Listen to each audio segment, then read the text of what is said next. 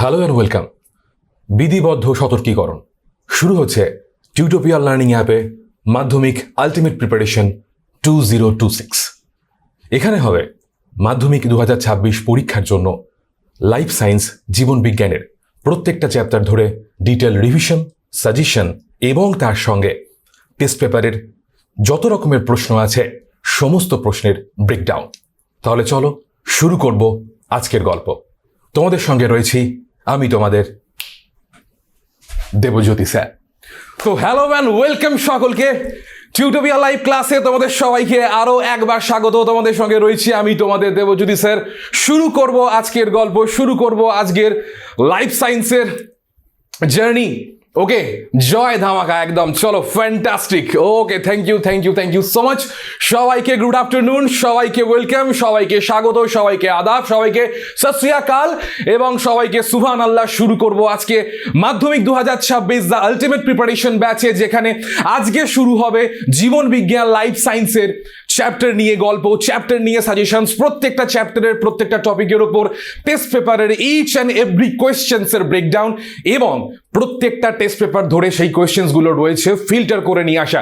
That means WBTA, WBHA, ABTA প্রত্যেকটা test paper নিয়েই কিন্তু আমরা কম্পাইল করে এই কোয়েশ্চেনের পার্টটা তোমাদের কাছে আজকে থেকে পৌঁছে দেওয়া শুরু করব। আর এই কাজের জন্য জীবন বিজ্ঞান সাবজেক্টের ক্ষেত্রে রয়েছি আমি তোমাদের দেবজ্যোতি স্যার। ওকে, তো সবাই জয়েন করবে আজকের ক্লাসে ঝটপট। দেখবো কারা কারা রয়েছে। জয়েন করার পর একবার চ্যাট বক্সে চলে আসবে, দেখে নেবো কারা কারা রয়েছে এখানে। পারভেজ, রাধিকা, চলো, জাকিয়া, আচ্ছা, সুব্রত, বিভোর, শুভশ্রী,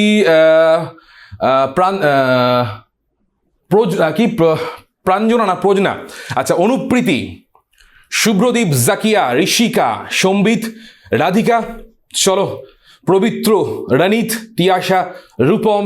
বেশ, চলো, বেশ ফ্যান্টাস্টিক, ফাটাফাটি। সবাইকে গুড আফটারনুন অর গুড নুন যা বলতে পারো। ওকে, শুরু করব আজকের গল্প এবং আজকের গল্প শুরু করার আগে অবশ্যই জিজ্ঞাসা করে নেবো, audio video clear? Yes or no একবার বলবে। একদম অডিও ভিডিও ক্লিয়ার? ওকে, তাহলে চলো শুরু করা যাক আজকের গল্প। বেশ, তাহলে শুরু করব আজকের মাধ্যমিক আলটিমেট প্রিপারেশন 2026 এই ব্যাচে আমরা পড়তে চলেছি উদ্ভিদ চলন এবং উদ্ভিদ হরমোন। এই টপিকের ওপর ইন ডিটেল পাই টু পাই যে টপিকগুলো মাধ্যমিক পরীক্ষার জন্য দরকার এবং তার সাথে এই টপিকের রেসপেক্টে তোমাদের প্রত্যেকটা টেস্ট পেপারকে মধ্যে কোন কোন গুরুত্বপূর্ণ প্রশ্নগুলো রয়েছে যেগুলো কিনা মাধ্যমিকের পরীক্ষার জন্য অতি অবশ্যই তোমাদের কিন্তু দেখে যেতে হচ্ছে। অবশ্যই কিন্তু তোমরা দেখে যাবে। শুভ্রদীপকে গুড ইভিনিং, এটা কি ইভিনিং কি মনে তো হয় না, সকলকে গুড আফটারনুন। চলো, বেশ, লোকেশকে ওয়েলকাম। চলো, তাহলে ফার্স্ট অফ অল প্রথমেই একটুখানি দেখে নেব আমাদের যে টপিক শিডিউল রয়েছে, মানে তোমরা কবে কবে জীবন বিজ্ঞানের ক্লাসটা তোমরা পাচ্ছ। তোমরা এখানে পাচ্ছ কিন্তু 6 তারিখ আজকে তোমরা পাচ্ছ, তারপরে তোমরা 13 তারিখ, 20 তারিখ, 27 তারিখ, 3 তারিখ, 10 তারিখ, দ্যাট মিন 3 মানে হচ্ছে 3রা জানুয়ারি, 10 জানুয়ারি, 17 জানুয়ারি, 23 জানুয়ারি এবং 24 জানুয়ারি, যেটা হবে পরীক্ষার দিনের সাজেশন লাস্ট ক্লাস থাকবে তোমাদের জন্য। তো তোমাদের সুবিধার জন্য কিন্তু প্রত্যেকটা ক্লাসের শিডিউল, টাইম এবং ডেট কিন্তু দেওয়া রয়েছে। একবার কিন্তু অবশ্যই দেখে নিও এবং একবার কিন্তু অবশ্যই চোখ রেখো ইউটিউব চ্যানেলে। ওকে, চলো।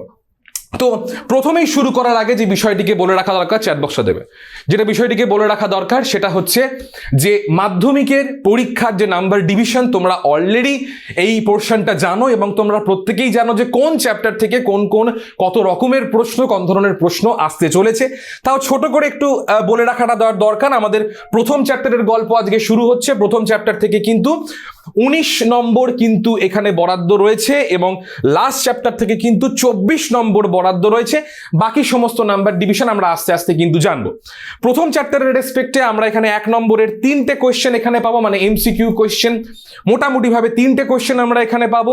এখানে অতি সংক্ষিপ্ত মানে ভিএসিকিউ কোয়েশ্চেন থাকবে 5খানা, সংক্ষিপ্ত প্রশ্ন মানে 2 নম্বরের প্রশ্ন থাকবে এখানে তোমার 3টে, আর 5 নম্বরের প্রশ্ন থাকবে হচ্ছে 1টা। কি বললাম, 5 নম্বরের প্রশ্ন থাকবে কিন্তু একটা। এবার এই 5 নম্বরটা গোটা 5 হিসেবেও দিতে পারে, কিংবা এটা কিন্তু 3+2 হিসাবেও কিন্তু দিতে পারে। যদিও আজকে যে টপিকটা আমরা করছি, দ্যাট মিনস উদ্ভিদ চলন এবং উদ্ভিদ হরমোন, এই টপিকের মধ্যে থেকে সাধারণত বড় প্রশ্ন বা 5 নম্বরের প্রশ্ন কিন্তু সাধারণত আসার সম্ভাবনা বিশেষ নেই। 2 নম্বরের দেওয়ার সম্ভাবনা সব থেকে বেশি, আর 3 নম্বর যদি মনে হয় আসার সম্ভাবনা খুব ক্ষীণ সম্ভাবনা আছে, কিন্তু 2 নম্বরই কিন্তু সম্ভাবনা বেশি এই আজকের চ্যাপ্টার থেকে, আজকের টপিক থেকে, মানে উদ্ভিদ চলন এবং উদ্ভিদ হরমোন থেকে। ওকে, তাহলে চলো শুরু করব আজকের গল্প। তো আজকের গল্প শুরু করব খুব তাড়াতাড়ি। আমরা রিভিশন দেব দুটো টপিকের ওপর। এখানে রয়েছে উদ্ভিদ চলনের এন্টায়ার টোটাল উদ্ভিদ চলন বা প্ল্যান্ট মুভমেন্টের each and everything one shot in one screen দেওয়া রয়েছে এইখানে। যদিও তোমরা এটা মানে একেবারে দেখলে বুঝতে পারবে, এটা আমাকে বলতে হবে অবশ্যই, বাট তোমাদের জন্য পরীক্ষার জন্য যে যে পয়েন্টগুলোকে মনে রাখা দরকার, যে যে পয়েন্টগুলোকে একবার চালিয়ে নেওয়া দরকার, যে যে পয়েন্টগুলো থেকে কোয়েশ্চেন আসার সম্ভাবনা সব থেকে বেশি, সেই সমস্ত পয়েন্টগুলো কিন্তু আমি এখানে জট ডাউন করেছি তোমাদের জন্য একটা স্ক্রিনে। তাহলে চলো শুরু করা যাক। ইয়েস অর নো শুরু করব। সবার কমেন্ট সেকশনে কমেন্ট দেখতে চাই। বলো উন্নয়ন শুরু করব কি করব না, বলো। উন্নয়ন শুরু করা যাক। উন্নয়ন হবে, সবকা সাথ সবকা বিকাশ হবে, সবকিছুই হবে। তাহলে শুরু করব আজকের গল্প। তাহলে আমরা পড়তে চলেছি আজকে কোন গল্পটা? আমরা আজকে চলেছি পড়তে উদ্ভিদ চলনের বিষয়টা। দেখো, উদ্ভিদ চলনের বিষয়ে পড়তে গেলে প্রথম যে জিনিসটা মাথায় রাখতে হবে, যে আমাদের এই চ্যাপ্টারের মধ্যে যেটা বলা ছিল যে আমরা এখানে উদ্ভিদ আর প্রাণীদের মধ্যে সমন্বয় সাধন নিয়ে পড়াশোনা করছি। মানে পরিষ্কার কথা যে পরিবেশের তো প্রভাব প্রত্যেকের ওপরই আছে, উদ্ভিদের ওপর আছে, আমার ওপরও আছে, তোমাদের ওপরেও রয়েছে, প্রাণীদের ওপরেও কিন্তু রয়েছে। আর এই পরিবেশের প্রভাবের ফলে উদ্ভিদের দেহের মধ্যে কি ধরনের পরিবর্তন হয় এবং সেই পরিবর্তনের কি আফটার এফেক্ট দেখা যায়, সেটাই কিন্তু আমরা উদ্ভিদ চলনের এই পার্টের মধ্যে কিন্তু খানিকটা আমরা পড়ার চেষ্টা কিন্তু করছি। ঠিক আছে, ওকে। তাহলে দেখো, এখানে আমরা সহজভাবে কি বলবো? সহজভাবে বলা যেতে পারে, এখানে সহজ করে দেখো, আমাদের রয়েছে এনভায়রনমেন্ট বা পরিবেশ। শুরু করছি, সবাই মন দিয়ে শুনবে, ঠান্ডা মাথায় শুনবে এবং বোঝার চেষ্টা করবে কোন কোন পয়েন্টগুলোতে আমি এমফাসাইজ করছি, কোন কোন পয়েন্টগুলোতে আমি বেশি প্রেশার দিচ্ছি। আমাদের পরিবেশ রয়েছে, ভালো কথা, কোনো অসুবিধা নেই, আমরা যেখানে থাকি সেটাই আমাদের পরিবেশ। এই পরিবেশের মধ্যে থেকে আসে বিভিন্ন রকমের উদ্দীপনা কিন্তু আমাদের কাছে আসে। এবার এই পরিবেশ কত রকমের পরিবেশ হতে পারে আমরা বলবো আস্তে আস্তে। তো পরিবেশ থেকে বিভিন্ন রকমের উদ্দীপনা কিন্তু আমাদের কাছে আসে এবং সেই উদ্দীপনাগুলো কার ওপর এসে পড়ে? সেটা কিন্তু অর্গানিজমের ওপর পড়ে। অর্গানিজম বলতে কাদের বোঝায়? অর্গানিজম বলতে বোঝায় হচ্ছে প্ল্যান্ট, মেনলি যাকে নিয়ে আমাদের আজকে পড়াশোনার গল্প, এবং তার সাথে রয়েছে অ্যানিমালস এবং আদার্স। আদার্স কেন বললাম? আদার্স বলতে এখানে কিন্তু প্রোটোজোয়া রয়েছে বা ব্যাকটেরিয়া রয়েছে, বাকিরা কিন্তু সবাই এখানে, বা ছত্রাকও কিন্তু রয়েছে। ওই জন্য বললাম অ্যানিমালস এবং আদার্স এবং প্ল্যান্ট সবার মধ্যেই কিন্তু কম বেশি একটা প্রভাব কিন্তু আসতে আমরা দেখি পরিবেশ থেকে। ওকে, এইবার যদি যে প্রভাবটা বা যে উদ্দীপনাটা, এই ধরো যদি প্ল্যান্টের ওপর ফোকাস করি, যদি প্ল্যান্ট সেই উদ্দীপনায় যদি ধরো সাড়া দেয়, যদি প্ল্যান্ট সেই উদ্দীপনায় সাড়া দেয়, তাহলে আমরা কি বলতে পারবো? যে প্ল্যান্ট সেই উদ্দীপনায় সংবেদনশীল। That means plant are sensitive organism, তারা উত্তেজনায় সাড়া দিচ্ছে, তারা সংবেদনশীলতা প্রকাশ করছে। এবং যখনই সে সংবেদনশীল যখন হয়ে যাবে, তখন তার কিন্তু বডির মধ্যে আমরা একটা মুভমেন্ট দেখতে পাবো, মানে আমরা চলন দেখতে পাবো। এই যে চলন, এটা কিন্তু প্ল্যান্টের মধ্যে আমরা দেখতে পাই। এবং তোমাদের সিলেবাস অনুযায়ী, রাদার বলা যেতে পারে মাধ্যমিকের সিলেবাস অনুযায়ী যেটা বলতে পারবো, যে প্ল্যান্টের বডির মধ্যে কিন্তু মূলত 2 রকমের মুভমেন্ট আমরা দেখতে পাই। একটা কি? একটা হচ্ছে তোমার ধীর গতির বৃদ্ধির মুভমেন্ট। ধীর গতির বৃদ্ধির মুভমেন্ট মানে কি? একটা গাছের কাণ্ড রয়েছে, একটা মূল রয়েছে, সেই কাণ্ড থেকে তোমার শাখা কাণ্ডগুলো, পাতাগুলো একে বেঁকে কিন্তু বৃদ্ধি পাচ্ছে এবং এই বৃদ্ধিটা কিন্তু ধীরে ধীরে ধীরে ধীরে হয়। That's why it is call ধীর গতি মুভমেন্ট। এই মুভমেন্টটা কিন্তু আমরা মূলের মধ্যেও দেখতে পাই। ওকে, নেক্সট আমরা কি পাবো? নেক্সট পাবো হচ্ছে ভায়া টার্গর প্রেশার। টার্গর প্রেশার মানে কি? টার্গর প্রেশার মানে হচ্ছে রসস্ফীতি জনিত চাপের তারতম্য। ইচ অ্যান্ড এভরি পয়েন্ট কিন্তু ক্লিয়ার করে দেবো, যেগুলো যেগুলো গুরুত্বপূর্ণ।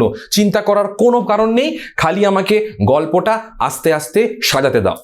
টার্গার প্রেসারের জন্য কিন্তু মুভমেন্ট দেখাতে পারে, মানে রসস্ফীতিজনিত চাপের পরিবর্তন। অর্থাৎ একটা কোষের মধ্যে যে কোষ রস রয়েছে, তাকে ইংলিশে বলা হচ্ছে সেল স্যাপ, সেই সেল স্যাপের মধ্যে যদি অভিস্রবণগত চাপের যদি বাড়া কমা হয়, তাহলে সেক্ষেত্রে কিন্তু আমরা রসস্ফীতি চাপের বা টার্গার প্রেসারের আমরা আপ ডাউন দেখতে পাই। কিরকম? ছোট্ট একটা উদাহরণ দিয়ে বিষয়টিকে বোঝাবার চেষ্টা করব, ভালো করে শুনবে। ধরো একটা বেলুন রয়েছে, একটা বেলুনের মধ্যে যদি আমি অনেকটা জল ভরে দিই, তাহলে বেলুনের মধ্যে কার চাপ বৃদ্ধি পাবে? বলবে হ্যাঁ কি না, ইয়েস অর নো।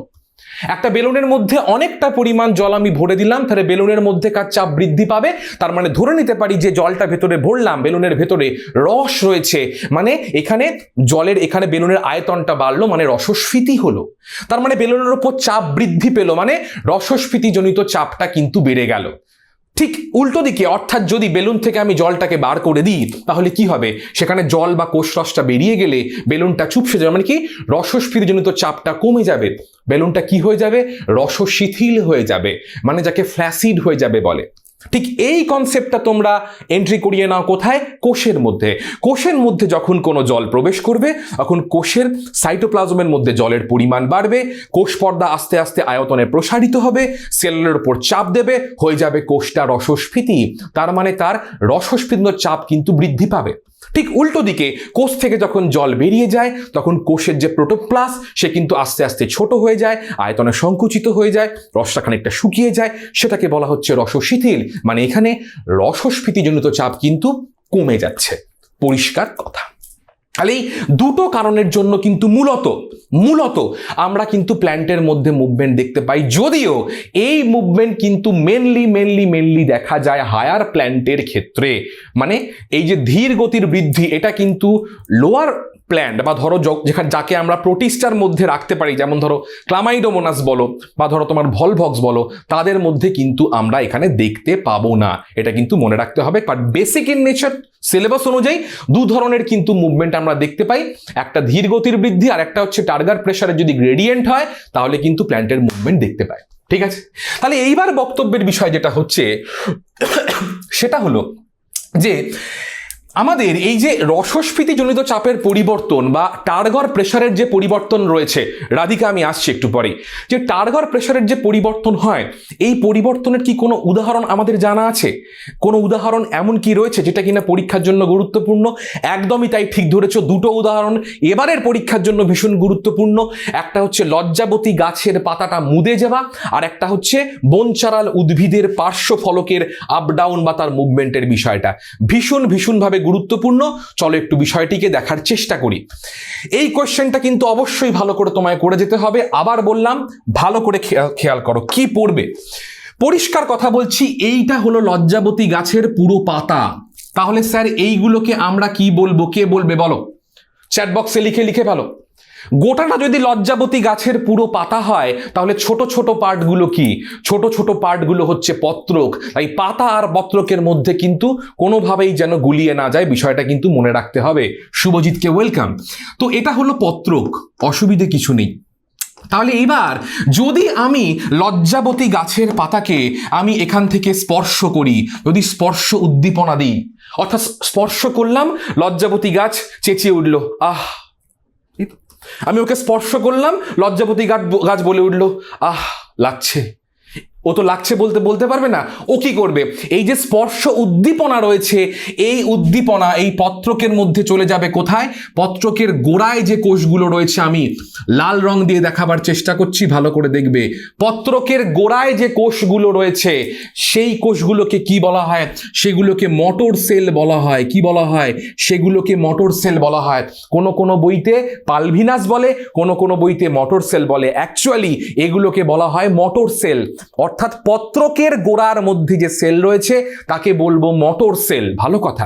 তাহলে প্রত্যেক কটা মটর সেল এখানে রয়েছে, ভালো কথা, কোনো অসুবিধে নেই। এবং তাহলে এবার সবাই যখন বলছো কমেন্ট সেকশনে, স্যার তাহলে পালভিনাস কোনটা বলে দিই।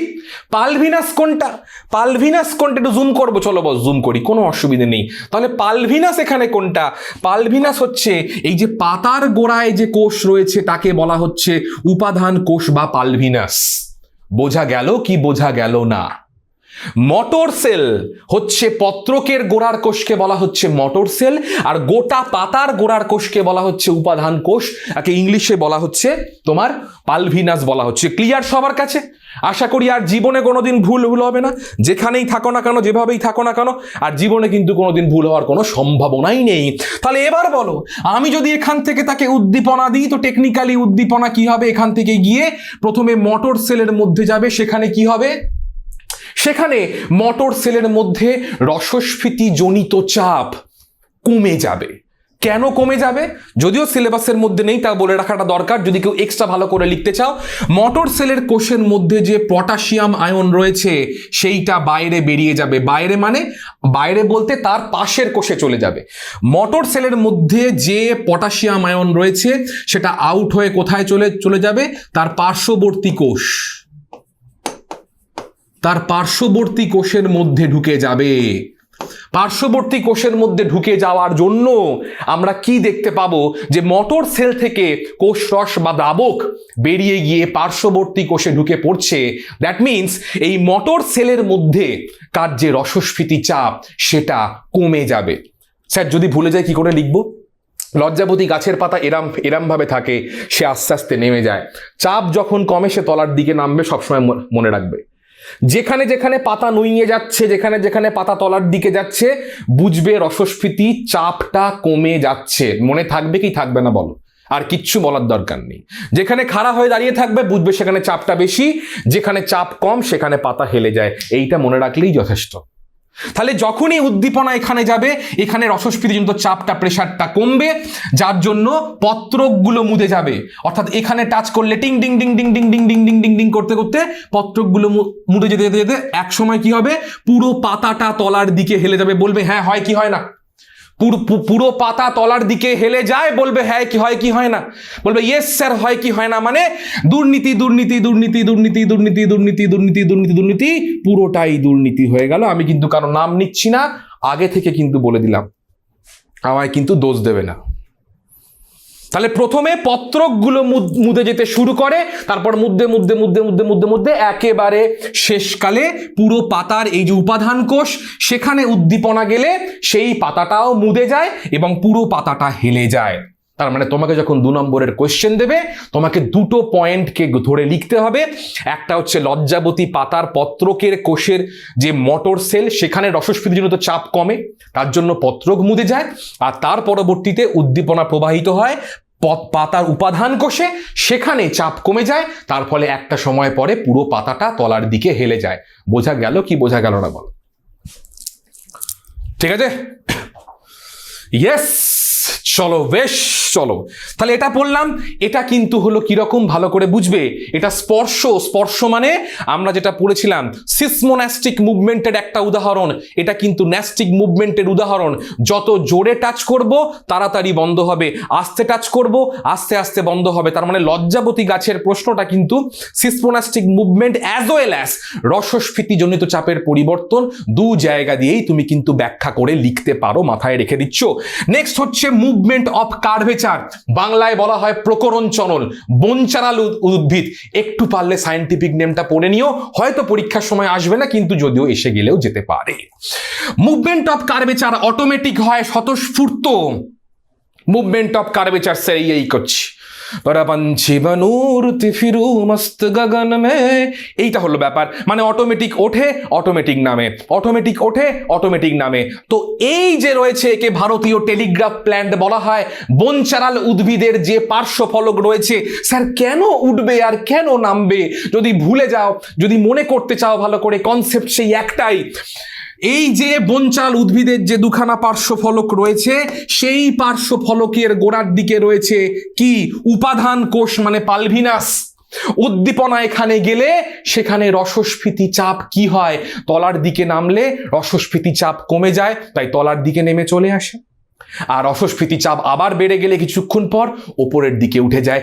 একই কনসেপ্ট, প্যাটার্ন ধরে নাও, পরীক্ষার সময় আর কিচ্ছু করতে লাগবে না, শুধু প্যাটার্ন তোমাকে জানতে হবে। লেখার প্যাটার্নটা কি?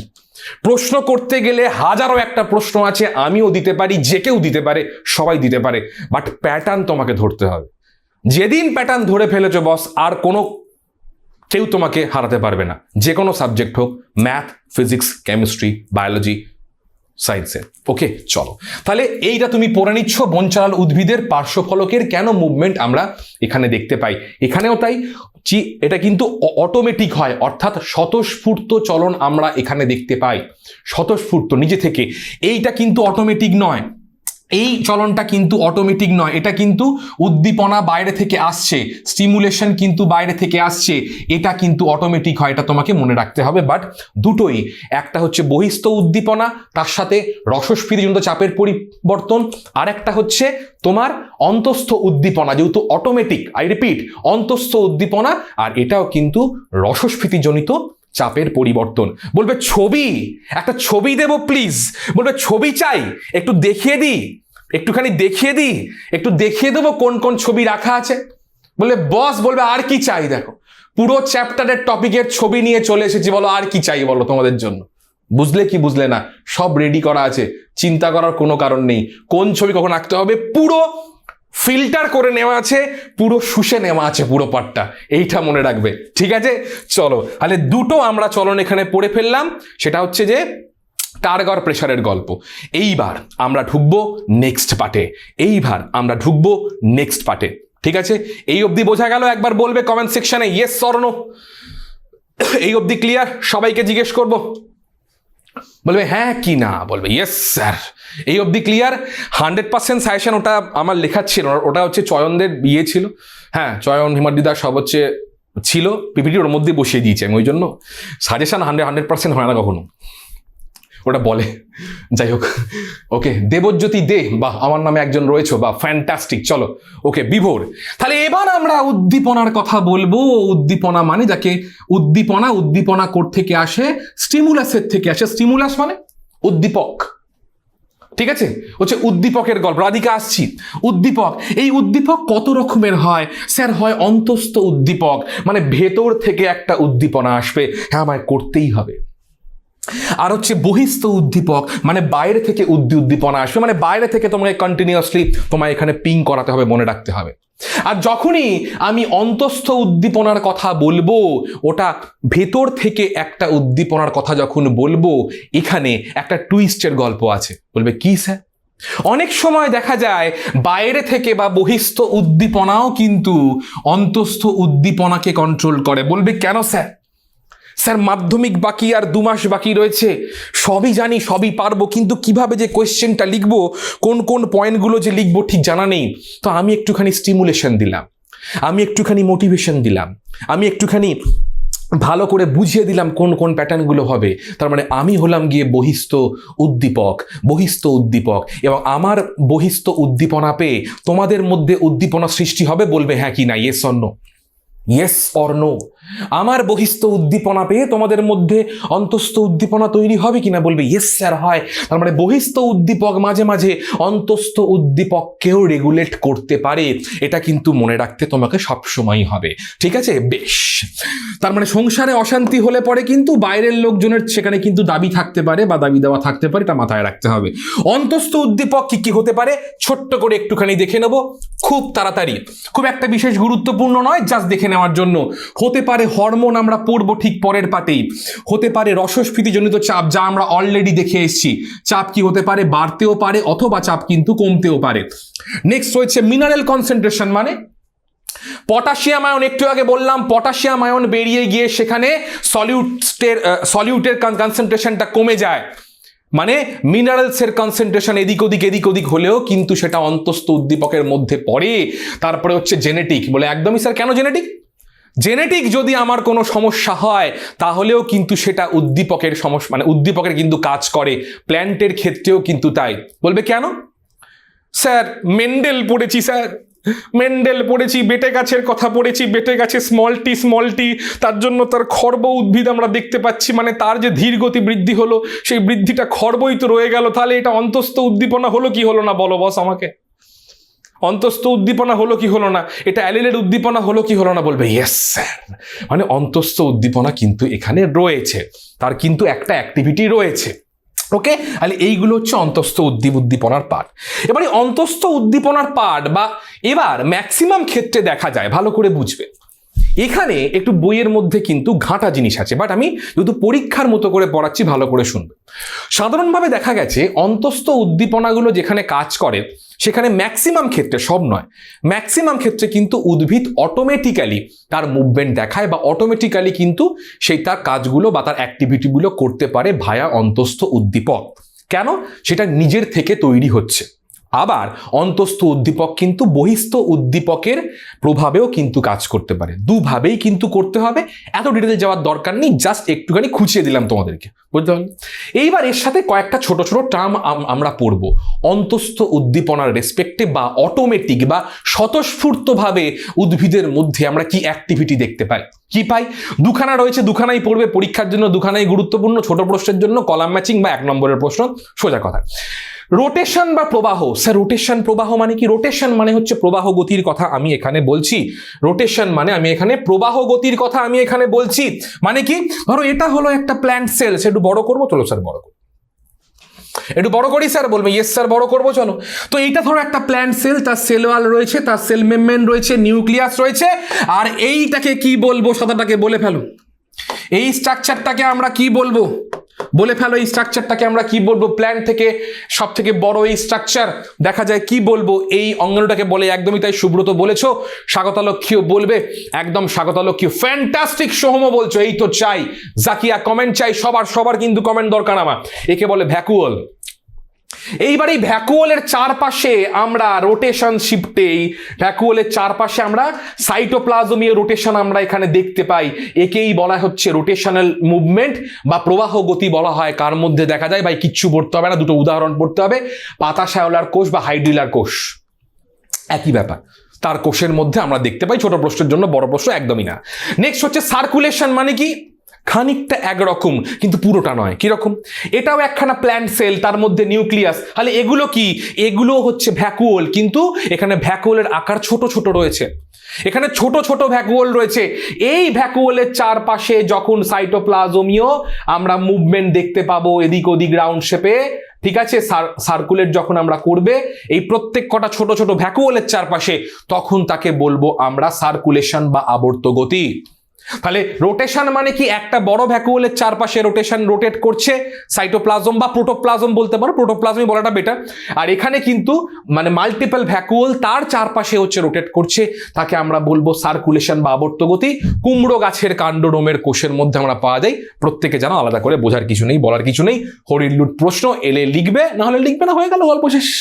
ঠিক আছে, তাহলে অন্তস্থ উদ্দীপনার গল্প আমরা পড়লাম, এবং অন্তস্থ উদ্দীপনার দুটো উদাহরণের মধ্যে ওই যে বনচারাল পড়ে এলাম, ওটা কিন্তু অন্তস্থ উদ্দীপনার জন্যই কিন্তু অটোমেটিক হতে পারে, স্বতঃস্ফূর্ত প্রকরণ চলনের মধ্যে কিন্তু পড়ে, খাতায় নোট করে নাও।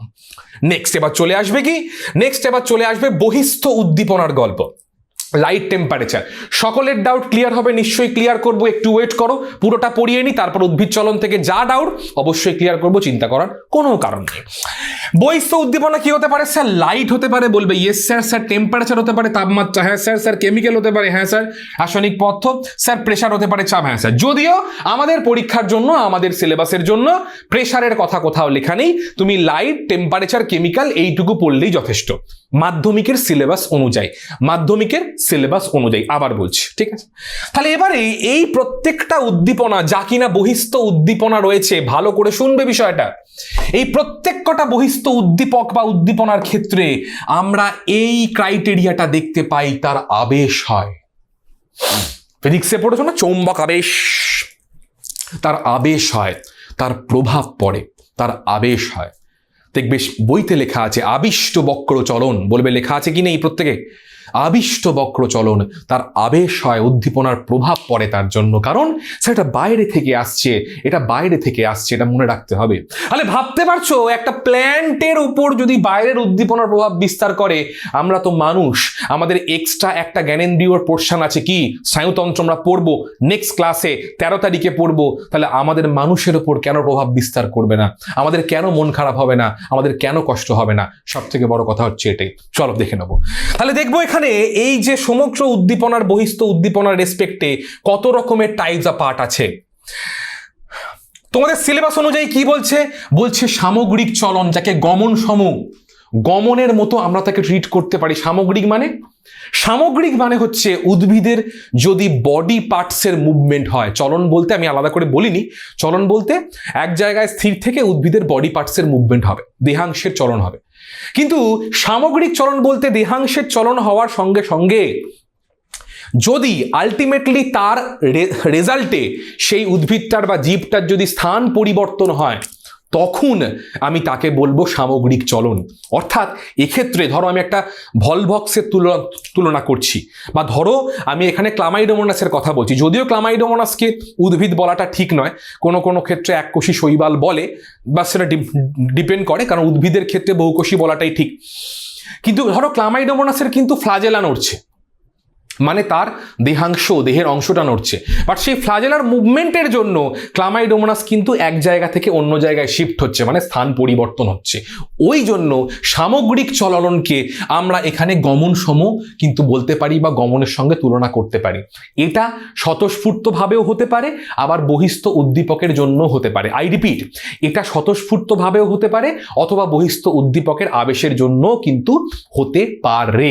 ঠিক আছে, তো কোয়েশ্চেন ডিসকাশন করব, চিন্তা করার কোনো কারণ নেই। তাহলে যদি এবার উদ্দীপনা ধরলাম, লাইট রয়েছে, আলো হতে পারে, কি বলবো তাকে? যখন সামগ্রিক চলন যাকে আমি বলবো তাকে ইংলিশে কি বলে? অলরেডি আমাকে বলে দিয়েছো, তাকে ইংলিশে কি বলবো বলে ফেলো। অবশ্যই তাকে আমি বলবো হচ্ছে ট্যাকটিক মুভমেন্ট, তাই তো? Yes or no? তাকে বলবো আমরা ট্যাকটিক মুভমেন্ট বলবো, ইয়েস। তো যদি উদ্দীপনা হয় লাইট, তাহলে হবে তাকে বলবো phototactic movement. Phototactic movement positive হতে পারে, নেগেটিভ হতে পারে। স্যার কি বলছেন? স্যার বললো ইয়েস স্যার। টেস্ট পেপারে ছত্রে ছত্রে কোয়েশ্চেন আছে। তুমি এক সময় মাঠের ধারে পুকুরে গিয়ে দেখলে পুকুরের যে প্রান্তে সূর্যের আলো গিয়ে পড়ছে সেখানের জলটা সবুজ হয়ে গেছে, আবার সন্ধেবেলা গিয়ে দেখলে সেখানের জলটা আর আগের মতো সবুজ নেই। বলো এই কোয়েশ্চেনটা টেস্ট পেপারে পেয়েছো কি পাওনি? প্রত্যেকে বলবে ইয়েস অর নো। এই কোয়েশ্চেন টেস্ট পেপারে পেয়েছো কি পাওনি? বলবে কি করে বলবো স্যার, আমি তো টেস্ট পেপার করিনি। করিয়ে দেবো, চাপ নেই, চিন্তা করছো না। তো এই কোয়েশ্চেন ছত্রে ছত্রে আছে যে পুকুরের জলে দিনের বেলায় দেখলে যেখানে সূর্যের আলো পড়ছে জায়গাটা সবুজ হয়ে আছে, সন্ধ্যেবেলা জায়গাটা আগের জায়গায় ফিরে আসছে। কেন? For this phototactic movement. অর্থাৎ আলো বেশি করে সেখানে পড়লে আলোর উদ্দীপকের প্রভাবে সেখানে সমস্ত ফাইটোপ্ল্যাঙ্কটনসগুলো সেই আলোকে ক্যাপচার করার জন্য সেদিকে ছুটে যায়। সেদিকে ছুটে যায় না, তার বডির দেহাংশের চলন ঘটে। দেহাংশ মানে সিলিয়া আর ফ্ল্যাজেলার মুভমেন্ট হয়, যার ফলস্বরূপ সে কিন্তু স্থান পরিবর্তন করে আবার কিন্তু চলে যায়। অবশ্যই মনে রাখতে হবে, এটা হতে পারে পজিটিভ, এটা হতে পারে negative. But why negative? Why negative? সূর্যের আলো পুকুরের ওপর পড়ছে, সেখানে ফাইটোপ্ল্যাঙ্কটন এবং ক্লামাইডোমোনাস বাকিগুলো সমস্ত খেলাধুলা করছে, ভাল লাগছে, বেশ প্রেম টেম করছে, চুমু খাচ্ছে, ভাল লাগছে। কিন্তু সূর্যের প্রখর আলো এসে পড়লো, জলটা ভীষণ গরম হয়ে গেছে, কি হবে? সে কি আর ওখানে থাকতে পারবে? থাকতে পারবে না। সে কিন্তু ব্যাক করে আবার আগের জায়গায় চলে আসবে। বলো বুঝতে পারলে কি পারবে না? প্রত্যেকে বলবে বুঝতে পারলে কি পারলে না। সূর্যের আলো পড়ছে, ক্যাপচার করছে, ইয়েস অ্যান্ড গুড, যাচ্ছে।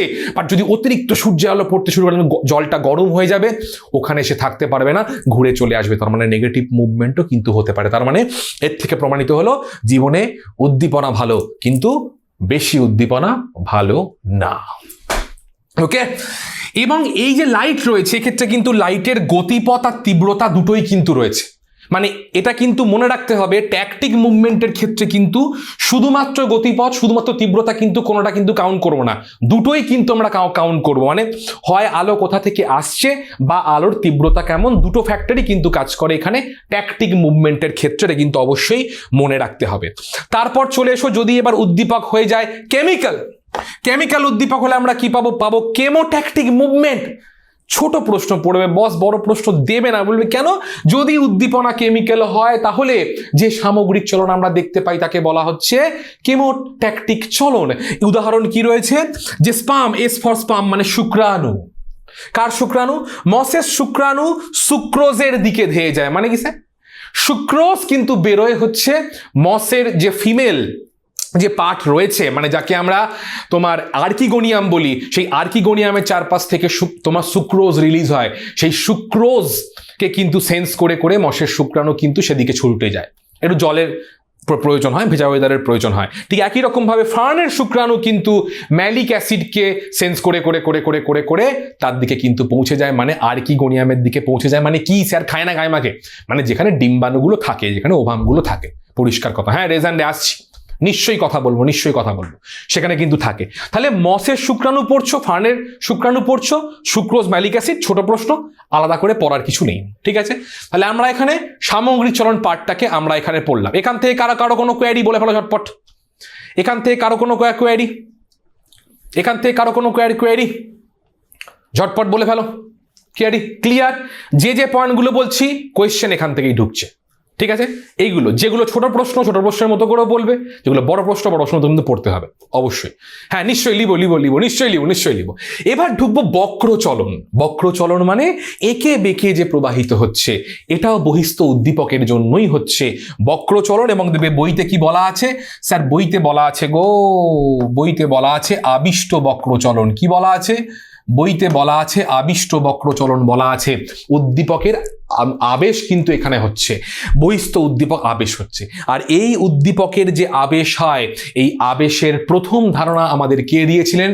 এই উদ্দীপকের যে আবেশ হয়, গাছ যে উদ্দীপনায় সাড়া দেয়, প্রথম ধারণা কে দিয়েছিলেন? অবশ্যই সেটা হচ্ছে আমাদের আচার্য জগদীশচন্দ্র বসু, তিনি দিয়েছিলেন।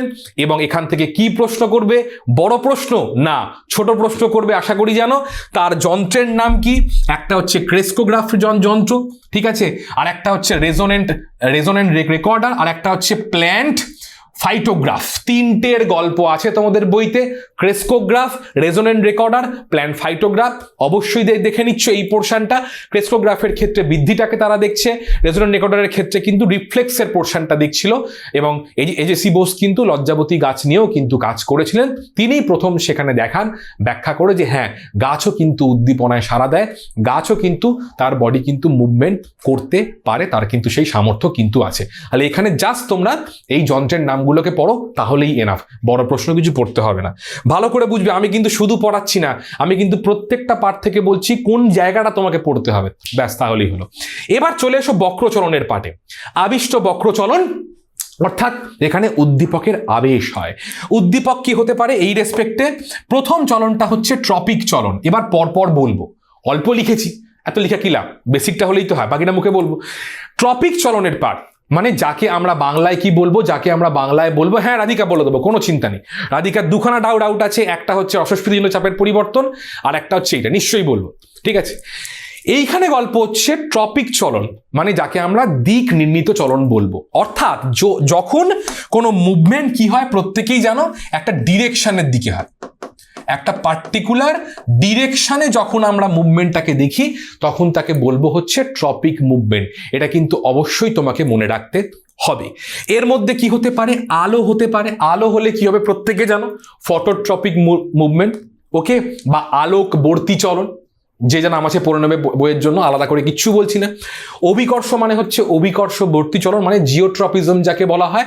আর একটা হচ্ছে জল মানে হাইড্রোট্রপিক চলন, মানে জলের দিক অনুযায়ী কিন্তু আমাদের পড়বে। এটা কিন্তু মাধ্যমিকের সিলেবাস অনুযায়ী, মাধ্যমিকের সিলেবাসের উপরই ফোকাস করব। এগুলো ছাড়াও আরো অনেক কিছু আছে, আপাতত পড়ার দরকার নেই, ঠিক আছে।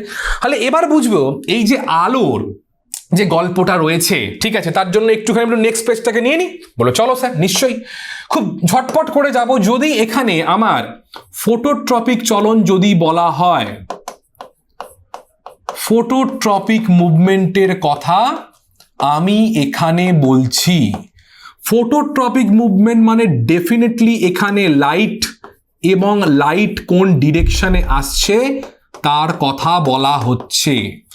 যদি লাইটের দিকে হয় তাকে বলবো পজিটিভ ফটোট্রপিক চলন। মূলত কারা যায়?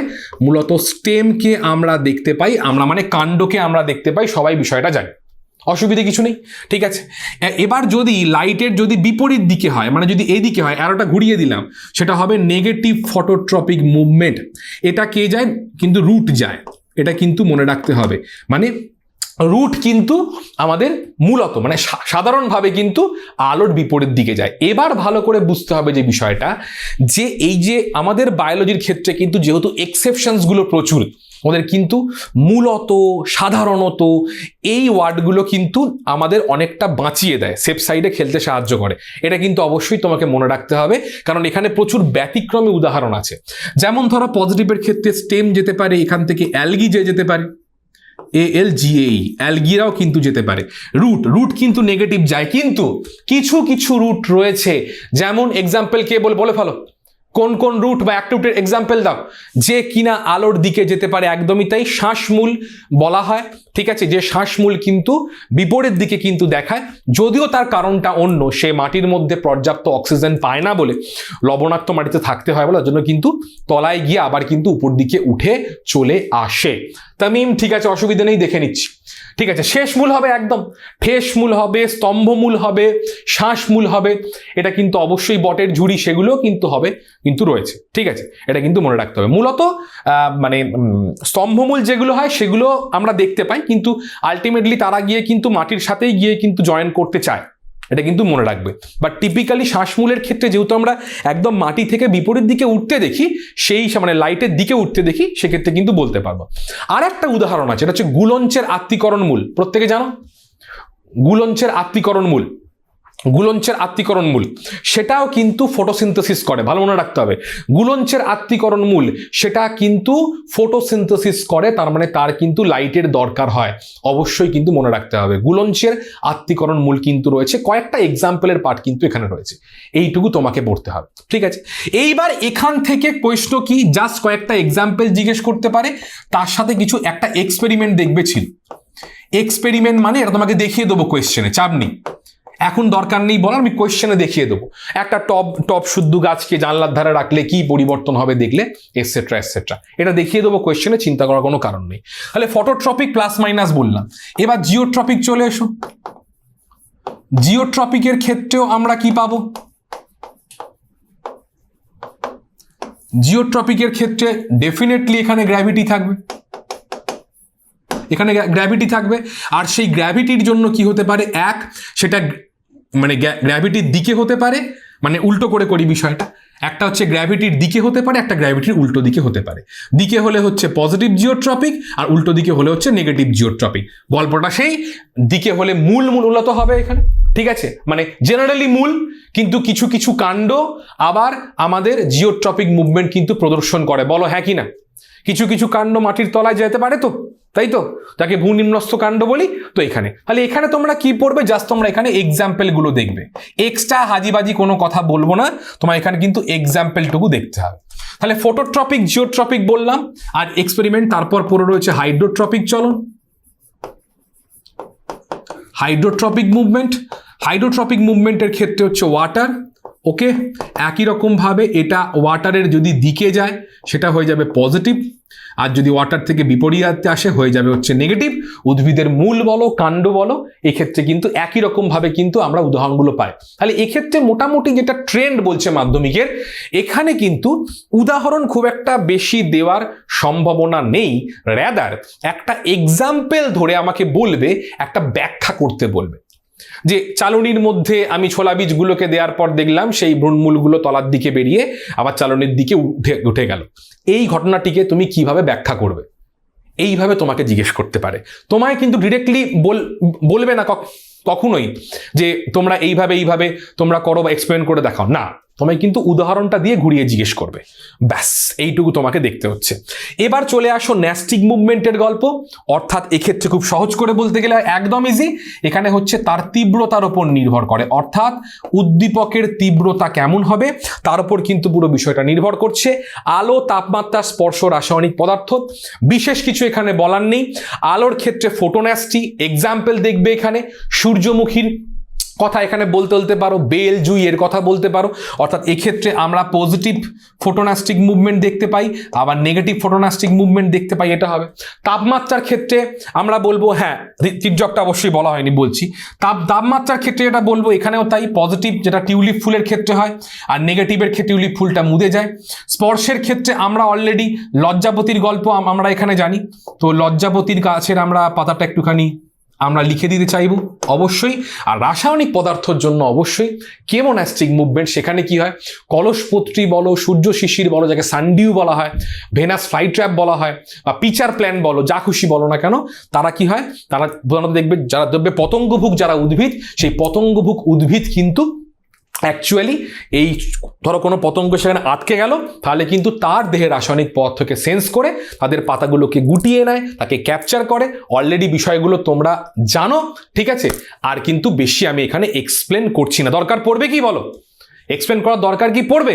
অলরেডি বিষয়টাকে জানো, জাস্ট তোমরা একটুখানি উদাহরণগুলোকে ভালো করে দেখে নাও, কারণ বেশি এই যে এখানে লাভ নেই, ঠিক আছে? আর একটা পার্ট কিন্তু রয়েছে, আর এখানে একটা পার্ট মিস করে গেলাম, এই যে এটা দিয়ে রেখেছি অলরেডি, তির্যক আলোকবর্তী চলন। উদ্ভিদের পাতা আলোর দিকেও যায় না, আলোর বিপরীত দিকেও যায় না, আড়াআড়ি যায়, ইটস কল তির্যক আলোকবর্তী চলন। অবশ্যই কিন্তু এটা কিন্তু মনে রাখতে তোমাকে এখানে হবে, অবশ্যই কিন্তু মনে রাখতে হবে। ন্যাস্টিক মুভমেন্টে নেগেটিভ মানে কি? আলো যদি ধরো বেশি হয় তাহলে সূর্যমুখী ফুল হয়তো ফুটলো, কিন্তু খুব বেশি হয়ে গেলে আবার শুকিয়ে যাবে, বন্ধ হয়ে যাবে। এটা মনে রাখতে হবে তোমাকে, ঠিক আছে? এটা মনে। আবার ধরো তোমার রাত্রিবেলা ফোটে বেল জুই, কম আলোতে ফোটে, নেগেটিভ পার্ট। বোঝা গেল ঋষভ? হ্যাঁ কিনা বলবে, ঠিক আছে? নেগেটিভ পার্ট, কম আলোতে রয়েছে নেগেটিভ পার্ট। চলো বেশ, ফ্যান্টাস্টিক, ফাটাফাটি। আমাদের কিন্তু উদ্ভিদ চলনের গল্প কমপ্লিটেড। এই হলো উদ্ভিদ চলনের গল্প, যা তোমাকে এখানে পড়তে হবে, ঠিক আছে? দেখে নাও, বুঝে নাও, চিনে নাও, পুরোটা করা আছে। যা পড়বে দেখে নেবে, লিখে নেবে, বুঝে নেবে, তাহলে এই পরীক্ষার জন্য এনাফ তোমাদের কাছে। ব্যাস, এই হলো তার গল্প, চলনের গল্প, ঠিক আছে? বেশ, এখানে খালি ছোট্ট করে বলে দিই রাধিকার জন্য যে, আবার বলছি, এখানে রসস্ফীতিজনিত চাপের পরিবর্তন মানে কি? উদ্ভিদ কোষের মধ্যে যদি দ্রাবক প্রবেশ করে তাহলে কোষটা ফুলে যায়, তার রসটা কি হয়ে যায়? রসস্ফীত হয়, ভেতরের কোষ রসটা আয়তন বেড়ে যায়। এই কন্ডিশনকে বলা হয় রসস্ফীতি কন্ডিশন। আর যদি জলটা বেরিয়ে যায় তাকে বলবো রসশিথিল কন্ডিশন। জল ভেতরে ঢুকলে বা দ্রাবক ঢুকলে কোষটা ফুলবে, তার চাপ বাড়বে। জল বাইরে বেরিয়ে গেলে কোষটা চুপসে যাবে, চাপ কিন্তু কমে যাবে, ঠিক আছে? বলো, এখান থেকে বড় প্রশ্ন আসছি এক্ষুনি, ঝটপট, ঠিক আছে? ছোট্ট করে হরমোনটা করিয়ে দিই, আবার বড় প্রশ্ন ধরবো। ওকে, ঝটপট ঢুকি। রোটেশন আবার পরে, এবার হরমোনটা করাই ঝটপট। তারপর আছে কোয়েশ্চেন, চিন্তা নেই, কোয়েশ্চেন আছে, সব কোয়েশ্চেন আছে, সব কিছু করবো, সব কিছু ভালো করে দেখে নাও। তাহলে সবাই রেডি? আরেকবার শুরু করবো। হ্যান্ড রেজ আসবো, আমি আছি, চিন্তা নেই। হ্যান্ড রেজ আসবো, কথা বলবো, সব কিছু হবে, সব কিছু বলবো, ঠিক আছে? খালি একটুখানি দেখে নাও ঝটপট করে বিষয়টা কি বলছি। এবার আমরা শুরু করতে চলেছি উদ্ভিদ হরমোন সম্পর্কে। আপনারা শুনছেন টিউটোপিয়া লার্নিং অ্যাপের গল্প, এবং আমরা শুরু করব উদ্ভিদ হরমোনের বিষয়। কি কি বিষয়গুলো পড়ব? আমরা মূলত এখানে পড়ব হচ্ছে উদ্ভিদ হরমোন কত রকমের হয়, তার কাজ কি, এবং পরীক্ষার জন্য কিন্তু এবারের মাধ্যমিকের ট্রেন্ড যা বলছে যে উদ্ভিদ হরমোনের কাজ থেকেই কিন্তু বেশি প্রশ্ন হয়তো মাধ্যমিক পরীক্ষা আসতে চলেছে। অবশ্যই কিন্তু তোমরা দেখে যাচ্ছ। বেশ, তাহলে দেখে নাও, ঝটপট যাব, ওয়ান শট যাব, একদম ঝড়ের গতিতে বেরোবো, সময় নষ্ট করব না, কারণ এরপরে তো কোয়েশ্চেন ডিসকাশন তো অবশ্যই করব। প্রথম বক্তব্য চলে আসবো কি? প্রথম বক্তব্য হচ্ছে প্ল্যান্ট মানে তার যে দেহ রয়েছে, দেহের মধ্যে বিভিন্ন ধরনের কি চলে, অ্যাক্টিভিটি, কার্যকলাপ চলে। But the question is that কিভাবে সমন্বয় সাধনটা হয় তার উত্তর কেউ জানে না। একটা বীজ যখন তাকে মাটিতে পোঁতা হয়, সেখানে জল দেওয়া হয়, অন্যান্য পদার্থ দেওয়া হয়, মাটি দেওয়া হয়, তাহলে সেই বীজ থেকে কি হয়? জার্মিনেশন হয়। বলবে ইয়েস স্যার, মানে অঙ্কুরোদ্গম হয়, সেখানে নতুন নতুন প্ল্যান্ট তৈরি হয়। তাহলে বীজ থেকে জার্মিনেশন হয়ে নতুন প্ল্যান্ট তৈরি হলো। তাহলে প্রশ্ন হলো, এখানে উন্নয়নটা কেন হচ্ছে? তাই কিনা বলবে, ঠিক কিনা? হ্যাঁ কিনা বলবে? ঠিক বললাম কিনা? এখানে বীজ থেকে নতুন প্ল্যান্ট তৈরি হচ্ছে, এখানে এই উন্নয়ন, এই পরিবর্তন হচ্ছে কেন? এই প্রশ্ন যখন বিজ্ঞানীদের মাথায় যখনই এলো তখনই কিন্তু ঢুকছে কার কনসেপ্ট? তখনই কিন্তু ঢুকছে হচ্ছে হরমোনের কনসেপ্ট, ঠিক আছে? হরমোনের কনসেপ্টে কয়েকটা এক্সপেরিমেন্টের কিছু ছোট্ট উদাহরণ খালি দিয়ে দিই। কি রয়েছে? যেমন ধরো ডারউইন এবং তার ছেলেপুলেরা, তারা ওটস এবং ক্যানারি ঘাস নিয়ে কি করেছিল? তারা প্ল্যান্টের মধ্যে যে ফটোট্রপিক মুভমেন্ট, সেটা নিয়ে তারা একটুখানি এক্সপেরিমেন্ট করেছিলেন। এক্ষেত্রে যে কেন ফটোট্রপিক মুভমেন্ট দেখায়, যা আমরা পড়বো একটু পরে, অক্সিনের প্রভাব কেন দেখানো হয়, কেন কাণ্ড আলোর দিকে বেঁকে যায়, কেন মূল আলোর বিপরীত দিকে যায়, তারা এক্সপেরিমেন্ট করেছেন। বাট তারা এই এক্সপেরিমেন্ট করার পেছনে যে হরমোন, তা কিন্তু তারা বলতে পারেননি। তারপর আছে বেলিস এবং স্টার্লিং, তারা প্রথম হিউম্যান ইন্টেস্টাইন থেকে সিক্রেটিন বলে একটা হরমোন প্রথম খোঁজ করেন। তারা দেখেন যে সিক্রেটিন হরমোন প্যানক্রিয়াসকে উত্তেজনা দেয় বা উদ্দীপনা দেয়। কেন? সেখান থেকে গ্যাস্ট্রিক জুস, মানে pancreas pancreatic juice, gastric juice বলাটা ভুল, সেখান থেকে প্যাংক্রিয়াটিক জুসকে রিলিজ করবে বলে, সেখান থেকে প্যাংক্রিয়াটিক জুসকে রিলিজ করবে বলে করে। সেই রেসপেক্টে তারা বেলিস এবং স্টার্লিং দুজন বিজ্ঞানী হিউম্যান ইন্টেস্টাইন থেকে সিক্রেটিন হরমোনের কিন্তু খোঁজ পান। পরিষ্কার কথা, এই পার্টটা দেখে নিতে হবে। প্যাংক্রিয়াস মানে হচ্ছে অগ্নাশয়। ছোটবেলায় বলে দিয়েছিলাম, জিজ্ঞেস করেছিল আমার স্যার, বলে প্যাংক্রিয়াস মানে কি, বলেছিলাম প্যাংক্রিয়াস মানে পাকস্থলী। ছোটবেলায় বলেছিলাম যে প্যাংক্রিয়াস মানে পাকস্থলী, আমাকে তারপরে বেঞ্চের উপর দাঁড় করিয়ে যা অবস্থা করেছিল তোমরাই বুঝতে পারছো। ঠিক আছে, প্যাংক্রিয়াস মানে হচ্ছে অগ্নাশয়। ঠিক আছে, এবং তারপরে আলটিমেটলি বিজ্ঞানী দেখবে ভেন্ট, এটা কেন পড়াচ্ছি, মাঝে মাঝে কিন্তু কলাম ম্যাচিংয়ে দিয়ে দিতে পারে, সম্ভাবনা কিন্তু আছে। বিজ্ঞানী ওটস গাছের উপর কাজ করেন, তার গ্রোথ দেখেন এবং সেখান থেকে গ্রোথ বৃদ্ধি মানে বৃদ্ধি কারক হিসেবে অক্সিনের নামকরণ কিন্তু করেন। এখান থেকেই কিন্তু হরমোনের গল্প শুরু হলো। তার মানে গুছিয়ে বললে কি হয়, গুছিয়ে যেটা হয় একদমই, সিক্রেটিন কিন্তু প্রথম হরমোন, মনে রাখবে এটা। কনসেপ্ট কি বলছে, একটা উদ্ভিদ দেহ রয়েছে, প্ল্যান্ট বডি রয়েছে, সেখান থেকে কলা কোষ উদ্ভিদের মধ্যে রয়েছে, সেখান থেকে বিভিন্ন রকমের রাসায়নিক পদার্থগুলো বেরোয়, যে রাসায়নিক পদার্থ ব্যাপন প্রক্রিয়ায় উদ্ভিদের যে টার্গেট পার্ট মানে নির্দিষ্ট কার্যকরী অঙ্গেতে পৌঁছায়, সেখানে তারা মেটাবলিজম কন্ট্রোল করে। মেটাবলিজম মানে বিপাক কন্ট্রোল করে, সেখানে বিপাককে কন্ট্রোল করে, তার অ্যাক্টিভিটিকে কন্ট্রোল করে। এবং মেটাবলিজম হয়ে যাওয়ার পর কি হয়, মেটাবলিজম হয়ে যাওয়ার পর সে কিন্তু শেষ হয়ে যায়। বলবে ইয়েস অর নো। হরমোন কাজ করার পর, হরমোন হলো রাসায়নিক পদার্থ যে কলাকোষ থেকে বেরোবার পর কাজ করার পর তার অবস্থা টাইট হয়ে যায়, সে ধ্বংস হয়ে যায়, সে কিন্তু আর কাজ করে না। এটা কিন্তু মনে রাখতে হবে। এই জন্য দেখবে একটা পার্থক্য বইতে আছে, হরমোন এবং উৎসেচকের পার্থক্য, সেই জায়গাটা কিন্তু অবশ্যই তোমরা দেখে নেবে। এই যে ওটসের কথা বলা আছে ওইখানেই দেখবে জয়টা লেখা আছে, অসুবিধে কিছু নেই। ঠিক আছে, অবশ্যই দেখে নিচ্ছ। আচ্ছা, বিভোর কি বলছো বলো একটুখানি, বিভোরের কি বক্তব্য, ঝটপট বলে ফেলো, ঝটপট বলে ফেলো। বিভোর কি বলছো? ডট দিচ্ছ কেন বস, কি ব্যাপার, ডট দিচ্ছ কেন? বিভোরের কি প্রশ্ন আছে দেখে নি। চলো এবার কি দেখবো, নতুন কনসেপ্টে ভালো করে দেখবো। নতুন কনসেপ্টে কি বলছে, প্ল্যান্ট হরমোনকে কিন্তু ডিরেক্টলি প্ল্যান্ট হরমোন বলা হয় না, এদেরকে কি বলা হয়, Charles Darwin and Francis Darwin.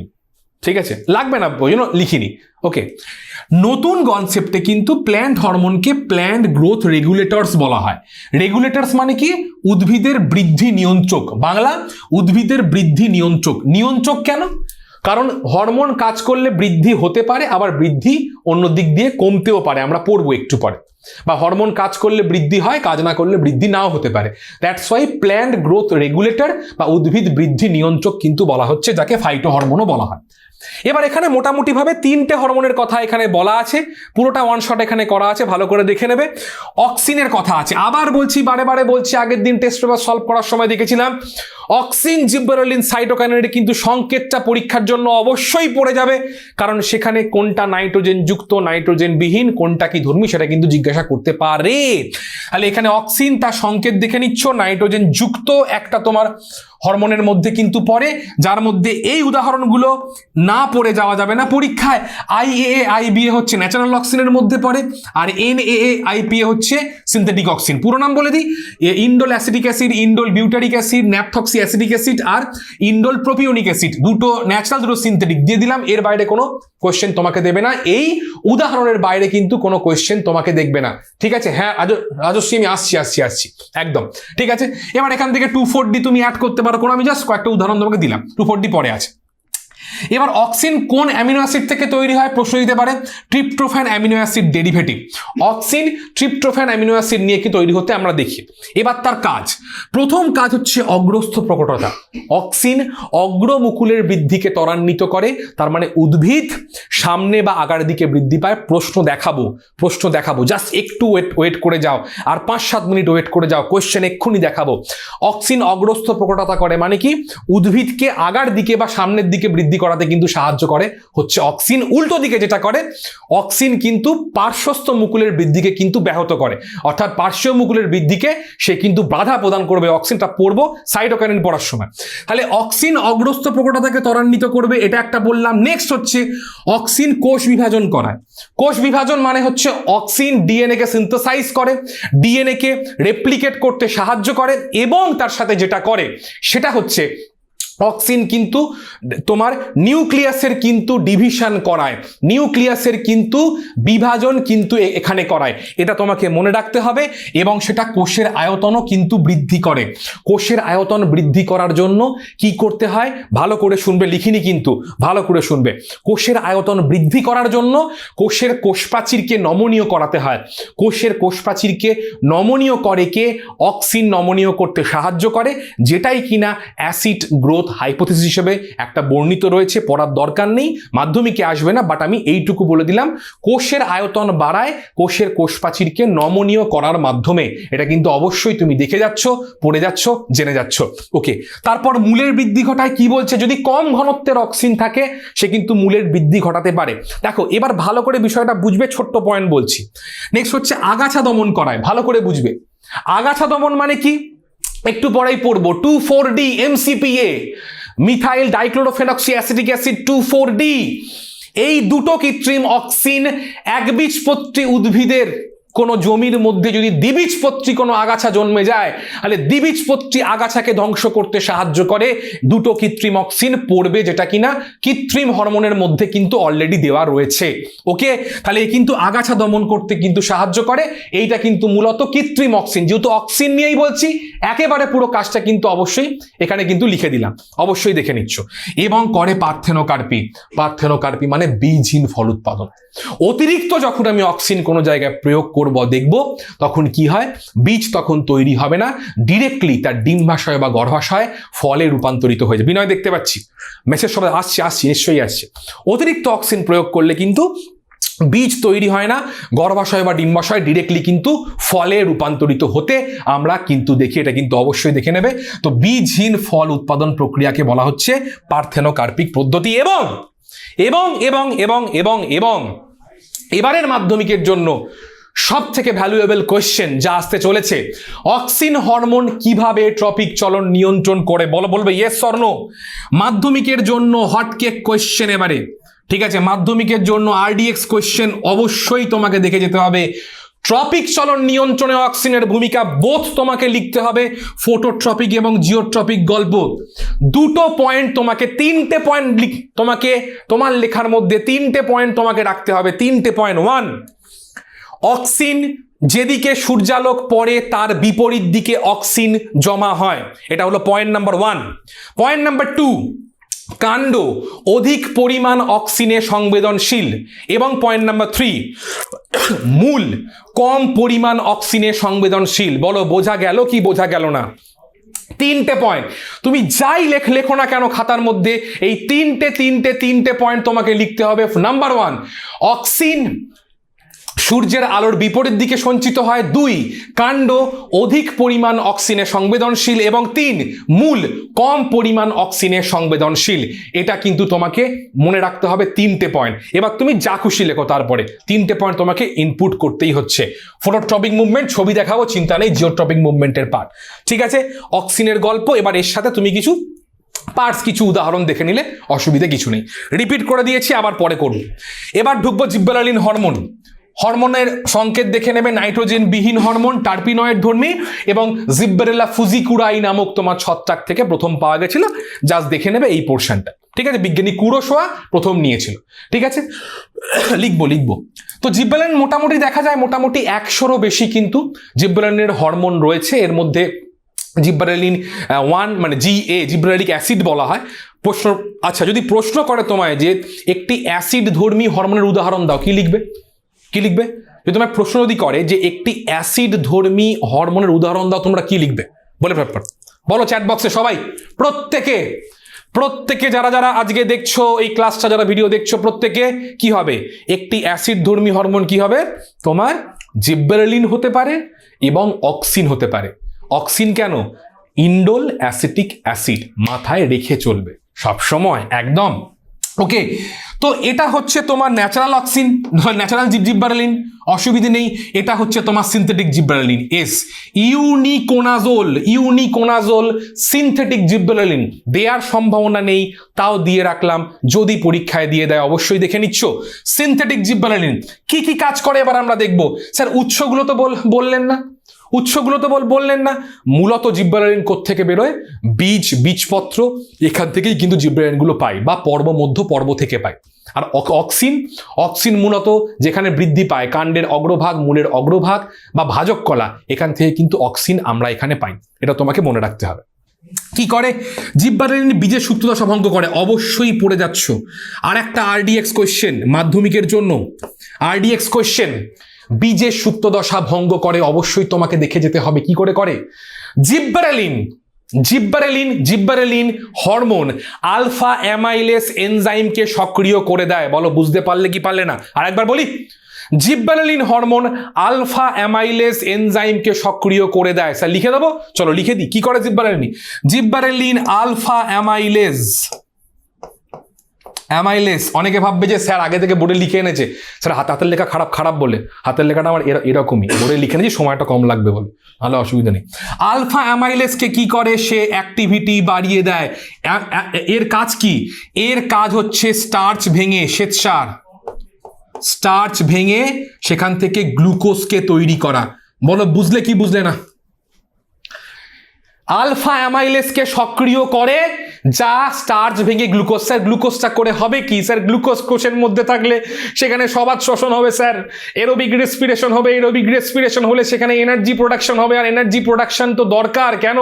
যখন বীজের অঙ্কুরোদ্গম হবে তখন তার জন্য এনার্জি দরকার। বলো হ্যাঁ কি না বলবে, ইয়েস অর নো?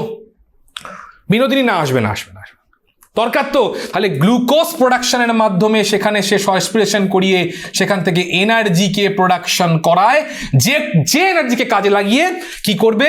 এখান থেকে টুংটুং করে হচ্ছে বীজ রয়েছে, বীজ থেকে অঙ্কুরটা বাইরে বেরিয়ে যাবে। বলে আচ্ছা ইয়ে ব্যাপার। আচ্ছা হ্যাঁ, সায়ন্তনী স্কুলে গেছিল, কিছু করার নেই। বোল্টিং করে। স্যার বোল্টিং মানে কি? পরীক্ষায় খুব আসে, পরীক্ষায় রিপিটেড কোয়েশ্চেন আছে। বোল্টিং মানে কি? জিব্বারেলিন হরমোন কিছু উদ্ভিদের পর্ব মধ্যে দৈর্ঘ্য বৃদ্ধি ঘটায়। কি বললাম? জিব্বারেলিন হরমোন কিছু উদ্ভিদের পর্ব মধ্যে দৈর্ঘ্য বৃদ্ধি ঘটায়, মানে পর্ব মধ্যকে লম্বা করে দেয়। ঠিক আছে, তার মানে ভালো করে বুঝতে হবে, অক্সিন হরমোন উদ্ভিদের কাণ্ডকে সামনে থেকে লম্বা করে। বলবে yes or no? Auxin hormone উদ্ভিদকে সামনে থেকে লম্বা করে, আর জিব্বারেলিন হরমোন উদ্ভিদকে মাঝখান থেকে লম্বা করে। বলো বোঝা গেল কি বোঝা গেল না? Yes or no? এটা হলো একটা কনসেপ্টের জায়গা আছে, ঠান্ডা মাথায় ভালো করে বুঝবে। উদাহরণ দিয়ে তোমাদের ফাঁদে ফেলতে পারে। আগের দিন বাঁকুড়া জেলা স্কুলটা করিয়েছিলাম, সবাই দেখে নেবে, ওখানে ফাঁদে ফেলতে পারে। জিব্বারেলিন মাঝখান থেকে লম্বা করে, অক্সিন সামনে থেকে লম্বা করে। মাথায় রাখতে হবে, খুব ঠান্ডা মাথায় রাখবে বিষয়টা। ঠিক আছে, ওকে? তাহলে বোল্টিং মানে পর্ব মধ্যে দৈর্ঘ্য বৃদ্ধি ঘটায়। আমরা বাঁধাকপির ক্ষেত্রে বিষয়টা কিন্তু দেখতে পাই, জিব্বারেলিনের ক্ষেত্রে। ঠিক আছে, একদমই তাই। বংশগত ক্ষমতাকে দূর করে, একদমই তাই, অবশ্যই বলতে পারো।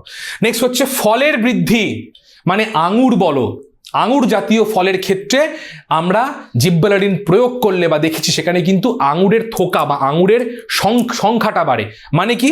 ধরো খুব সহজ করে বলতে গেলে, হয়তো আঙুরের তো এরকম থাকে, তো এরকম ডাল থাকে, তো ধরো এরকম ডালে আঙুর ছিল, এবার কি করবে? সে ডালের সংখ্যাটা বাড়িয়ে দেবে। তো ডালের সংখ্যা বাড়ালে পরে আঙুরের সংখ্যা বাড়বে। বলবে হ্যাঁ কি না? ডালের সংখ্যা বাড়ালে পরে আঙুরের সংখ্যা বাড়বে। বলবে ইয়েস অর নো? বলবে হ্যাঁ স্যার, ডালের সংখ্যা বাড়ালে পরে আঙুরের সংখ্যা তো বাড়বে। একদমই তাই। ফান্ডিং এলে তো উন্নয়ন হবেই, তাই না? টাকা পয়সা এলে তো উন্নয়ন হবেই, আর তার সাথে পাল্লা দিয়ে কি হবে? আমাদের ক্লাস হবে আজকে, যাকগে। তো এই হলো জিব্বারেলিনের গল্প, অবশ্যই তোমরা এখানে দেখে নিচ্ছ। মূলত বীজের সুপ্তদশা ভাঙনের গল্প এবং বোল্টিং এর গল্প ভীষণ ভাবে দরকার এখানে। ঠিক আছে, নেক্সট হচ্ছে সাইটোকাইনিন গল্প। সংকেত দেখবে, নাইট্রোজেন ঘটিত পিউরিন জাতীয় একটি হরমোন, কাইনিন যাকে বলা হয়, প্রথম আবিষ্কার হয়েছিল। আর জিয়াটিন হচ্ছে ন্যাচারাল সাইটোকাইনিন। পড়বে ন্যাচারাল সাইটোকাইনিন জিয়াটিনের মধ্যে পড়ে। স্যার কোথা থেকে উৎপন্ন হয়? জিয়া মেইজ, ভুট্টা থেকে তৈরি হয়েছিল বলে জিয়াটিন নামকরণ করা হয়েছে। আর কাইনেটিন হচ্ছে সিনথেটিক সাইটোকাইনিন। যদি বলা হয় একটি সিনথেটিক সাইটোকাইনিন বা কৃত্রিম সাইটোকাইনিনের উদাহরণ দাও, কাইনেটিন প্রথম, মানে আর ন্যাচারাল সাইটোকাইনিন জিয়াটিন, আর প্রথম আবিষ্কার হচ্ছে কাইনিন বলা হয়, এটসেট্রা এটসেট্রা। ওকে, বেশ। এবার এই সাইটোকাইনিন কোথায় পাওয়া যায়? দেখবে বইতে দেওয়া আছে, মূলত শস্যের মধ্যে পাওয়া যায়। মূলত শস্যের মধ্যে কিন্তু আমরা এই সাইটোকাইনিন কিন্তু পেতে পারি। ঠিক আছে, এবার দেখো কি কাজ। দ্রুত সেল ডিভিশন করায়। বাঁকুড়া জেলা স্কুল করতে গিয়ে কেস খেয়ে গেছিলাম পুরো এখানে। এও বলে দ্রুত সেল ডিভিশন করায়। আবার এও বলে অক্সিনও বলে দ্রুত সেল ডিভিশন করায়। খুব ক্রিটিক্যাল কোয়েশ্চেন, ঠান্ডা মাথায় কোয়েশ্চেনগুলোকে ডিল করবে। বিষয়টা কি দেখা গেছে, সাইটোকাইনিন মূলত আই রিপিট, সাইটোকাইনিন মূলত সাইটোকাইনেসিসকে মেনলি ত্বরান্বিত করে। কারণ আমরা প্রত্যেকে জানি সেল ডিভিশন হতে গেলে নিউক্লিয়াসের বিভাজন এবং তার সাথে সাইটোকাইনেস মানে সাইটোপ্লাজমের বিভাজন দুটোই দরকার হয়। তো সাইটোকাইনিন কিন্তু মূলত সাইটোকাইনেসিসকে ত্বরান্বিত করে, কোষ বিভাজনকে খুব দ্রুত করিয়ে দেয়। এবার পার্শ্ব মুকুলের বৃদ্ধি ঘটায়। এইখানেই তো লুপ কোয়েশ্চেন, এখানেই তো আরডিএক্স কোয়েশ্চেনটা ঢুকছে। এখানে পার্শ্ব মুকুলের বৃদ্ধি ঘটায়, কোয়েশ্চেন দেখাবো। অক্সিন পার্শ্ব মুকুলের বৃদ্ধিকে মন্দীভূত করে, অগ্রমুকুলের বৃদ্ধি ঘটায়। আর সাইটোকাইনিন পার্শ্ব মুকুলের বৃদ্ধিকে ত্বরান্বিত করে, অগ্রমুকুলকে কমিয়ে দেয়। দুটো অ্যান্টাগনিস্টিক কাজ করে, হরমোনের বিপরীত ধর্মী ক্রিয়া। অক্সিন যে কাজ করবে, সাইটোকাইনিন সাধারণত তার বিপরীত কাজ করে কিছু কিছু ক্ষেত্রে। সাধারণত কেন বললাম, অক্সিনও কোষ বিভাজন করায়, এও কোষ বিভাজন করায়। এই জায়গাটা কিন্তু অবশ্যই মনে রাখতে হবে। আর আরডিএক্স মানে বোমা ভাই, পরিষ্কার কথা, এইটা দেখবে বলে দেবো। পত্রমোচনকে বিলম্বিত করে, মানে পত্রমোচন তো হবেই, নিয়ম এটা প্রকৃতির, তাকে সঙ্গে সঙ্গে হতে দেয় না, তাকে লেট করিয়ে দেয়। কেন, কিভাবে করায়? এই যে ক্লোরোফিল রয়েছে, ক্লোরোফিলকে সতেজ রাখে, অবশ্যই ক্লোরোফিলকে সতেজ রাখে বহুদিন পর্যন্ত, এটা কিন্তু মনে রাখতে হবে, সতেজ রাখে এবং জরা রোধ করে। এবার তুমি কমন সেন্স লাগিয়ে তুমি বলো, যদি ক্লোরোফিল বহুদিন পর্যন্ত সতেজ থাকে তাহলে গাছের পাতা সবুজ হবে। গাছের পাতা সবুজ হলে কি হবে, গাছের বৃদ্ধি ভালো হবে, তার গ্রোথ ভালো হবে, তার ডেভেলপমেন্ট ভালো হবে। তার মানে গাছ এক জায়গায় চুপ হয়ে বৃদ্ধি না হয়ে মানে বসে থাকবে না। মানে বলার বক্তব্য হচ্ছে গাছ কিন্তু মানে বৃদ্ধি না হয়ে সে এক জায়গায় থাকবে না, তার মানে সে জরা রোধ করবে। জরা মানে কি, তার ফল আসবে না, তার পাতা তৈরি হবে না, তার ফুল তৈরি হবে না, এক জায়গায় স্ট্যাটিক হয়ে চুপচাপ রয়েছে, কোনো বৃদ্ধি নেই, একে বলে জরা। বাট যদি ক্লোরোফিলকেও ফিক্স করে দেয় তাহলে কিন্তু অতি অবশ্যই আমাদের কিন্তু জরারোধ কিন্তু করবে এই সাইটোকাইনিন, অবশ্যই কিন্তু মনে রাখতে হবে। আর এই যে ক্লোরোফিলের যে কে সতেজ রাখে, পত্রমোচনকে বিলম্বিত করে, একেই একটা এক্সপেরিমেন্ট বা এফেক্টের নাম হিসেবে বলা হয়। বলতে পারবে তার নাম কি? একদমই তাই, সুব্রত বলে দিয়েছো, তার নাম হচ্ছে রিচমন্ড ল্যাং এফেক্ট বলা হয়। রিচমন্ড ল্যাং এফেক্ট বলতে সাইটোকাইনিন হরমোন প্রয়োগ করলে দেখা গেছে গাছের পাতা দীর্ঘদিন সবুজ থাকে, দীর্ঘদিন সতেজ থাকে, জরারোধ হয়। এই এফেক্টটাকেই বলা হচ্ছে রিচমন্ড ল্যাং এফেক্ট। অবশ্যই কিন্তু তোমাকে এটা জেনে নিতে হবে কিন্তু অবশ্যই। বাষ্পমোচন নিয়ন্ত্রণ করবে নিশ্চয়ই, তোমার সাইটোকাইনিন বানাও, বাষ্পমোচন সাইটোকাইনিন নিয়ন্ত্রণ করবে। কেন? যদি পত্রমোচনটা বিলম্বিত রোধ করে তাহলে পাতার মাধ্যমেই তো ম্যাক্সিমাম বাষ্পমোচন হয়, বলবে হ্যাঁ কিনা, ইয়েস অর নো, পাতার মাধ্যমেই তো হয়, তাহলে স্বাভাবিক পত্রমোচন বিলম্বিত করা বা বাষ্পমোচনকে কন্ট্রোল করবে কে? সাইটোকাইনিন করবে। কমন সেন্সের কোয়েশ্চেন, ইয়ার দিয়ে কোনো প্রশ্ন আসবে না। আর লাস্টলি 2-3টে এখানে টপিক, ইথিলিন গ্যাসীয় হরমোন, ফল পাকাতে সাহায্য করে। অ্যাবসিসিক অ্যাসিড এ হচ্ছে দেখে নেবে, এ হচ্ছে বাধা প্রদানকারী হরমোন, মানে বাধা প্রদানকারী হরমোন বলা ভুল নয়, পদার্থ বাধা প্রদান করে, মানে এ অক্সিনকেও ব্লক করবে, এ জিব্বেলিনকেও ব্লক করবে, এ হচ্ছে সাইটোকাইনিনকেও ব্লক করবে। কিন্তু কখন করবে? যখন ধরো প্ল্যান্টের বডির মধ্যে এনভায়রনমেন্টাল কোনো ইস্যু, মানে ধরো একটা ড্রাস্টিক কন্ডিশনে রয়েছে, হয়তো ভালো জল পাচ্ছে না, হয়তো সূর্যালোক পাচ্ছে না, মানে স্ট্রেসের মধ্যে রয়েছে। যখনই কোনো প্ল্যান্ট স্ট্রেসের মধ্যে থাকবে তখনই কিন্তু এই অ্যাবসিসিক অ্যাসিড কাজ করা শুরু করবে। বলবে কেন? ধরো আমি তলা থেকে জল পাচ্ছি না, মিনারেলস পাচ্ছি না, এদিকে অক্সিজেন গ্লুপ করে ওপরের বৃদ্ধি করাচ্ছে, লাভ আছে কিছু? বৃদ্ধি করিয়ে লাভ আছে? আমি তো জল পাচ্ছি না, খাবার পাচ্ছি না, লাভ নেই তো। তখন এবিএ কাজ করা শুরু করে দেয়, কারণ ও বুঝছে ভাই আমার এখন চাপ আছে, ভাই জীবনে অনেক খরচাপাতি আছে, সামনে আমার মানে অনেক কাজ, তো সেই জন্য আর কি সমস্যা, যে মানে এখন তাহলে আপাতত বিষয়টা থাক, যাই হোক এ আর কি। তো সেই জন্য এবিএ কিন্তু বাধা প্রদান করবে বিষয়টা, এটা কিন্তু অবশ্যই মনে রাখতে হবে। যা ওসব কিছু না, সব কানে ফানে দিও না, ওগুলো সব মুখ ফসকে বেরিয়ে গেছে। ফ্লোরিজেন হচ্ছে প্রকল্পিত হরমোন, ঠিক আছে, একদমই তাই, ফুল ফুটতে সাহায্য করে। এমসিপি আগাছানাশক, আর 2,4-D হচ্ছে এও কিন্তু আগাছানাশক। অবশ্যই তোমরা দেখে নিচ্ছ। ব্যাস, প্ল্যান্ট হরমোনের গল্প খতম। ঠিক আছে, এবার কোয়েশ্চেন দেখে তারপর ডাউটে ঢুকবো। কোয়েশ্চেন দেখে তারপর ডাউটে ঢুকবো, সবার ডাউট ক্লিয়ার করব, কোয়েশ্চেনই অনেকের ডাউট আশা করি ক্লিয়ার হয়ে যাবে, ঠিক আছে? কোয়েশ্চেন দেখে আমরা এবার ডাউটে ঢুকবো, ঝটপট ঝটপট দেখে নেবো কোয়েশ্চেন, ঠিক আছে? বলো বস, ঠিক আছে বস? চলবে কি চলবে না বলো? স্যার বলি ইয়েস স্যার চলবে, পুরো রিভিশন করিয়ে দিলাম, একটু মাথায় গেঁথে নাও, একটু বাড়িতে ভালো করে পড়ে নাও, সামনে মাধ্যমিক পরীক্ষা আসছে, লাইফ সায়েন্সের নম্বরটা ভালো করে তুলতেই হবে তোমাকে, আবার বলে দিলাম ভালো করে প্লিজ পড়তে তোমাকে হবেই, জীবনের প্রথম বোর্ডের বড় পরীক্ষা, একটু তো কষ্ট করে নাও, পরীক্ষা ভালো হলে দেখবে চারপাশে অনেকে ঘোরাঘুরি করছে, আর পরীক্ষা খারাপ হলে ভাববে কি আর করলি, কি আর করলি, খারাপ লাগে। ওকে চলো, তাহলে এই হলো আমাদের 1 chapter revision, extreme revision, topic revision actually. এবার ডায়াগ্রাম ঝটপট দেখে নাও, এগুলো কিছু লাগবে না, ন্যাস্টিক চলন লাগবে না, কেমোনাস্টিক জাস্ট লাগবে না, যে লাগবে ডায়াগ্রাম ভালো করে, এটারও দরকার নেই ডায়াগ্রাম, ক্রেস্টোগ্রাফ যন্ত্র এইটা দেখে নেবে ডায়াগ্রাম। ওকে, এই ছবিটা দেখে নাও, এখান থেকে প্রশ্ন আসতে পারে, ডায়াগ্রাম দিয়ে আসবে না, প্রশ্ন আসতে পারে এখান থেকে, একটা গাছকে জানলার ধারে রাখা হলো, কেন বেঁকে যাচ্ছে তাকে তুমি ইয়ে করো, ডায়াগ্রাম পোর্শন দেখে যাচ্ছ।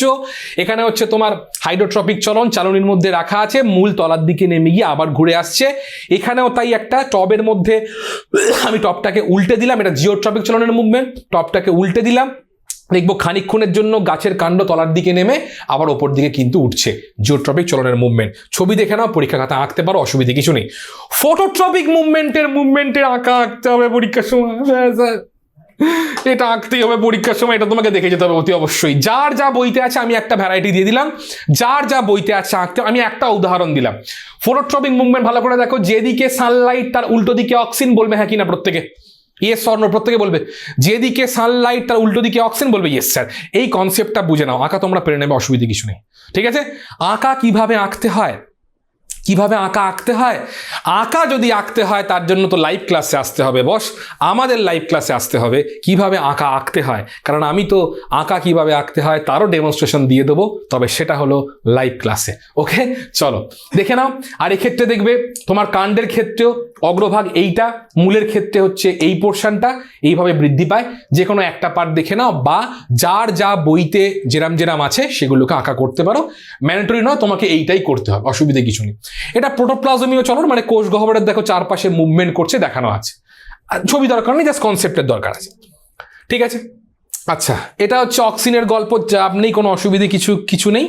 এটা হচ্ছে তোমার অক্সিনের অগ্রস্থ প্রকটতা, মানে সামনের দিকের বৃদ্ধি ঘটায়, সাইডটাকে ছোট করে, পুরোপুরি দেখানো নেই, খুব একটা বিশেষ প্রয়োজন নেই, জাস্ট দেখানো, ঠিক আছে? আচ্ছা, জিব্বারেলিন প্রয়োগ করে এটা প্রশ্ন করলে না, বংশগত খর্বতা দূর করা হয়, জিব্বারেলিন প্রয়োগ করে, এটা খর্ব গাছ, প্রয়োগ করলে কিন্তু আস্তে আস্তে গাছটা দৈর্ঘ্যে বাড়তে শুরু করে, বংশগত খর্বতাকে দূর করা সম্ভব হয়, ঠিক আছে?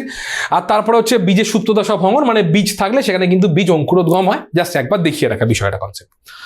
চলো, 100% বলে কিছু হয় না, আমি এখানে কেটে দেবো বিষয়টা, 100% বলে সাজেশন বলে কিছু হয় না, আজে বাজে কথা বলে লাভ নেই, 100% সাজেশন বলে কিছুই হয় না, কারণ সাজেশন পুরোটাই নির্ভর করে কিরকম কোয়েশ্চেন আসছে সেগুলোকে বলার উপর, মানে একটা ধারণা করা যায় যে এবারে পরীক্ষায় কিরকম ধরনের কোয়েশ্চেন আসছে। সাজেশন এটা লাক বাই চান্স, যদি অনেকের মিলে যেতে পারে, নাও মিলতে পারে, কিন্তু আমাদের এতদিনের পড়ানোর অভিজ্ঞতা থেকে আমরা চেষ্টা করি বিষয়টা যে গুরুত্বপূর্ণ কোয়েশ্চেনগুলো সেগুলোকে ফিল্টার করে তোদের হাতে তুলে দেওয়া। ওকে, তাহলে আমরা এখানে পুরো টেস্ট পেপার ঘেটে, পুরো টেস্ট পেপারের পুরো পলিটিক্স করে, সেখানে মানে WBTA, WBH, ABTA পুরো ফিল্টারাইজ করে প্রত্যেক কটা কোয়েশ্চেন এখানে দেওয়া আছে। তাহলে চলো শুরু করব, ইয়েস অর নো? শুরু করি, চলো। আচ্ছা, না এই পুরোটা বলা যাবে না, তখনের কথাটা পুরোটা বলা যাবে না। ওকে চলো তাহলে শুরু করব আজকের গল্প। টেস্ট পেপার ফুল কালেকশন দেখে নাও, টেস্ট পেপার থেকে ছাঁকা রয়েছে, চলো দেখে নাও। কৃষিকার্যে ব্যবহৃত দুটি কৃত্রিম হরমোনের নাম করো, আশা করি পারবে। লিখে দিচ্ছি 2,4-D MCPA আগাছানাশকের জন্য হতে পারে, অথবা NAA করে দাও, যা খুশি লিখতে পারো, উদাহরণ অনেক আছে, তোমরা নিজের মতো করে কিন্তু আপডেট দিতে পারো, অসুবিধা নেই। পার্থক্য লেখো, ট্রপিক চলন ও ট্যাকটিক চলন, উদ্দীপকের প্রভাব, সামগ্রিক স্থান পরিবর্তন। প্রত্যেকে বলবে ট্রপিক চলন, বেশি লিখবো না, কথা বলবো। ট্রপিক চলনের কি হয়, উদ্দীপকের প্রভাব মানে কি, উদ্দীপকের দিকে ট্রপিক চলন বা উদ্দীপকের অভিমুখ অনুসারে, আবার বলছি অভিমুখ বা গতিপথ অনুসারে, দিকে লিখবে না, দিকে লিখবে না, কেটে দেবে। উদ্দীপকের অভিমুখ বা গতিপথ অনুসারে, আই রিপিট, উদ্দীপকের অভিমুখ বা গতিপথ অনুসারে হয়। আর ট্যাকটিকের ক্ষেত্রে কি হয়? ট্যাকটিকের ক্ষেত্রে গতিপথ বা তীব্রতা যে কোনোভাবেই কিন্তু আমরা চলনটা দেখতে পাই, দুটোই কাজ করে। সামগ্রিক স্থান পরিবর্তন টপিক চলনে হয় না, ট্যাকটিকে সামগ্রিক স্থান পরিবর্তন হয়। চলো নেক্সট দেখবো। এইবার কনসেপচুয়াল পার্ট। বিদ্যালয়ের পেছনের গাছটি যেদিকে সূর্যের আলো পায় সেদিকে বেঁকে যাচ্ছে, ঘটনাটি যুক্তিসহ ব্যাখ্যা করো। কোন কোয়েশ্চেনের কথা বলা হয়েছে? অক্সিন ইন ফটোট্রপিক মুভমেন্ট, তার কথা বলা হয়েছে। এইটা তোমাকে মনে রাখতে হবে। তাহলে কোয়েশ্চেন লেখার প্যাটার্নটা ভালো করে বুঝে নাও। ধরো তোমাকে প্রথমে লিখলে যে বিদ্যালয়ের, প্রথমে হেডিংটা লিখছো, প্যাটার্ন বোঝো, প্রত্যেকে প্যাটার্ন বোঝার দরকার আছে। হেডিং লিখে ফেললে বিদ্যালয়ের পিছনের গাছটি সূর্যের আলোর দিকে বেঁকে যায়, ঠিক আছে। এর পেছনের কারণ হচ্ছে ফটোট্রপিক মুভমেন্ট, এর পেছনের কারণ হচ্ছে বা আলোকবর্তী চলন মুভমেন্ট, ঠিক আছে। এখানে আমি কি লিখবো? এখানে কিন্তু মনে রাখতে হবে এটাকে কিন্তু আমাদের কিন্তু অক্সিন আর চলন একসাথে মার্চ করেই লিখতে হবে কিন্তু। অর্থাৎ কি দেখবে? সূর্যের যেদিকে আলো পায়, তাহলে কি লিখবো? গাছের যেদিকে আমি কিওয়ার্ড দিয়ে লিখছি, হ্যাঁ, যেদিকে সানলাইট আসে তার অপোজিট সাইডে মানে বিপরীত দিকে কি জমা হয়? অক্সিন জমা হয়, বা অক্সিনের ঘনত্ব বেশি হয়, অক্সিনের ঘনত্ব বেশি হয়। অক্সিন কি করে? অক্সিন সেল ডিভিশন করায়, সেল ডিভিশনকে ত্বরান্বিত করে, যার দরুন সেখানে কি হয়? সেলের নাম্বার বা কোষের সংখ্যা বৃদ্ধি পায়। কোষের সংখ্যা বৃদ্ধি পেলে কি হবে? গাছটি সূর্যের আলোর দিকে বেঁকে যাবে। কেন? অপোজিট দিকে অক্সিন ছিল। কি হবে? যে স্টেম, ইংলিশে লিখছি, বাংলায় লিখে নেবে, বেন্ডস টুয়ার্ডস সানলাইট,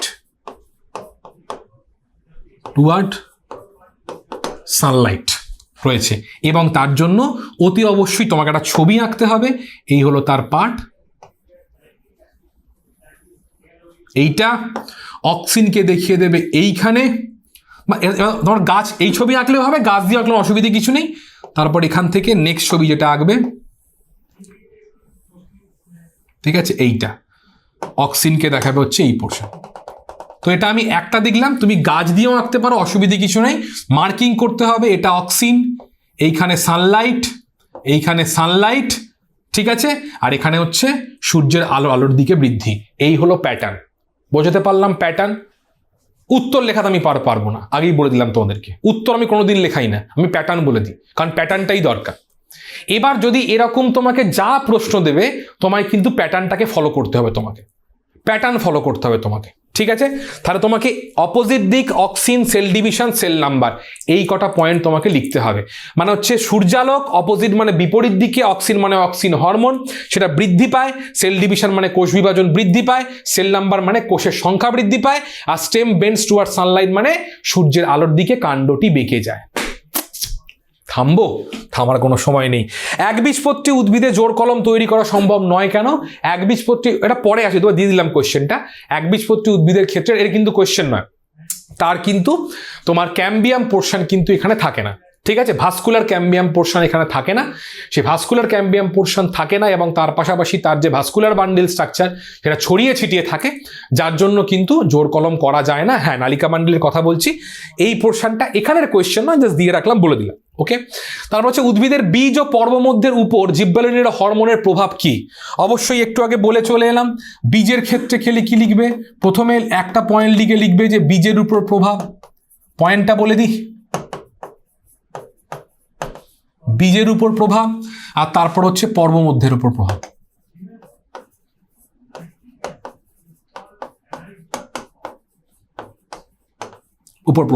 ঠিক ঠিক আছে, বীজের ক্ষেত্রে অলরেডি বলে দিয়েছি সিড, সিডের মধ্যে কি করে, তার মধ্যে থাকা যে আলফা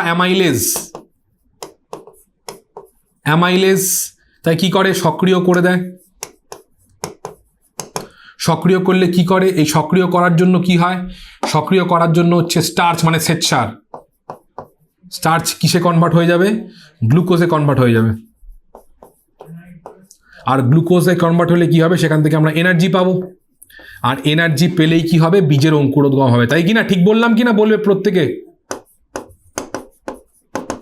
অঙ্কুরোদ্গম। তাহলে এই হলো প্যাটার্ন, তোমাকে লিখতে হবে, ব্যাস, মানে সুপ্ত দশা ভঙ্গঙ্গ করবে। ঠিক আছে, লাঞ্চ করবো, এখনো দেরি আছে। পরমধ্য কি, এখানে এটা বলেছিলাম বোল্টিং, বোল্টিং, বোল্টিং বলতে, বোল্টিং মানে এ হচ্ছে পর্ব মধ্য, সেখানে কি কি করে, আর তার দৈর্ঘ্য বৃদ্ধি করে, ব্যাস, উদাহরণটা দেবে, বাঁধাকপির গল্প শেষ। নেক্সট হচ্ছে হরমোন কিভাবে ফিডব্যাক নিয়ন্ত্রণ করে তা একটি উদাহরণের সাহায্যে ব্যাখ্যা করো। যদিও এই জিনিসটা আমাদের উদ্ভিদের উদাহরণ দিয়ে আসবে না, নেক্সট দিন আমরা বলে রাখছি, তাও এটা কিন্তু প্রাণী দিয়ে খুব ভালো এক্সপ্লানেশন হয়, এটা কিন্তু মনে রাখতে হবে। হ্যাঁ, TSH পার্টটা নেক্সট দিন আমরা পড়বো। নেক্সট কি বলছে, উদ্ভিদের ট্রপিক এবং ন্যাস্টিক চলনের নিম্নলিখিত দুটি বিষয় তুলনা করো। একটা হচ্ছে তোমার উদ্দীপকের প্রভাব, হরমোনের প্রভাব। তো একই ফরম্যাট, ট্রপিক চলন কি বলেছে, ট্রপিক আর ন্যাস্টিক। উদ্দীপকের প্রভাব মানে কি, ট্রপিক চলনের ক্ষেত্রে অবশ্যই উদ্দীপকের প্রভাব মানে গতিপথ বা অভিমুখ অনুসারে, আর ন্যাস্টিকের ক্ষেত্রে উদ্দীপকের তীব্রতা অনুসারে। হরমোনের প্রভাব ভালো করে বুঝবে। এবার বলে দিই, ট্রপিক চলন যেটা আছে, এই কোয়েশ্চেন্সগুলো, ট্রপিক মুভমেন্টে কিন্তু অক্সিন হরমোন কাজ করে, অক্সিনের কিন্তু প্রভাব রয়েছে, বাট ন্যাস্টিক মুভমেন্টের ক্ষেত্রে কিন্তু নো এফেক্ট। এটা তোমাকে মনে রাখতে হবে। বোঝা গেল কি বোঝা গেল না? ন্যাস্টিকের মধ্যে কিন্তু এই বিষয়টা কিন্তু নেই। ঠিক আছে, একদম একদম ইয়ে হবে, অসুবিধা কিছু নেই। শুভ্রদীপ, দেরি আছে। উফ, আরে ভাই আমার বিয়ে নিয়ে পড়েছে রে। একটি উদাহরণের মাধ্যমে হরমোন কিভাবে বাহক ও নিয়ন্ত্রক হিসেবে কাজ করে এইটাকে বুঝিয়ে দাও। হরমোন কিভাবে বাহক ও নিয়ন্ত্রক হিসেবে কাজ করে এটা তোমায় কিন্তু, মানে হরমোন অ্যাজ আ বাহক আর হরমোন অ্যাজ আ নিয়ন্ত্রক। বাহক ও নিয়ন্ত্রক বলতে কি কি বোঝানো হয়, এটা কিন্তু অ্যানিমেল দিয়েই মেনলি বলা বেটার, প্ল্যান্ট দিয়েও বলতে পারো, কিন্তু অ্যানিমেল দিয়ে বেটার। দেখো, বাহকের কথা মানে হচ্ছে হরমোন কোনো সিগন্যালকে বয়ে নিয়ে যাচ্ছে, মানে কি অ্যানিমেল দিয়ে ভালো হয় বিষয়টা। মানে কি, যেমন ধরো হচ্ছে বাহক বলতে আমরা যেটা বলতে পারি, ধরো আমাদের পিটুইটারি থেকে একটা হরমোন বেরোচ্ছে, সেটা কিন্তু বয়ে গিয়ে আমার থাইরয়েডে কাজ করছে বা অ্যাড্রিনাল গ্রন্থির ওপর কাজ করছে। এটা কিন্তু বাহকের মতো করে কাজ করছে, একটা বয়ে নিয়ে যাচ্ছে সিগন্যালটাকে নিয়ে। আর নিয়ন্ত্রক মানে সে গিয়ে দূরবর্তী অঙ্গের কার্যকারিতাকে নিয়ন্ত্রণ করছে, মানে সে থাইরয়েডের থেকে থাইরক্সিন ক্ষরণটাকে বাড়াচ্ছে বা কমাচ্ছে।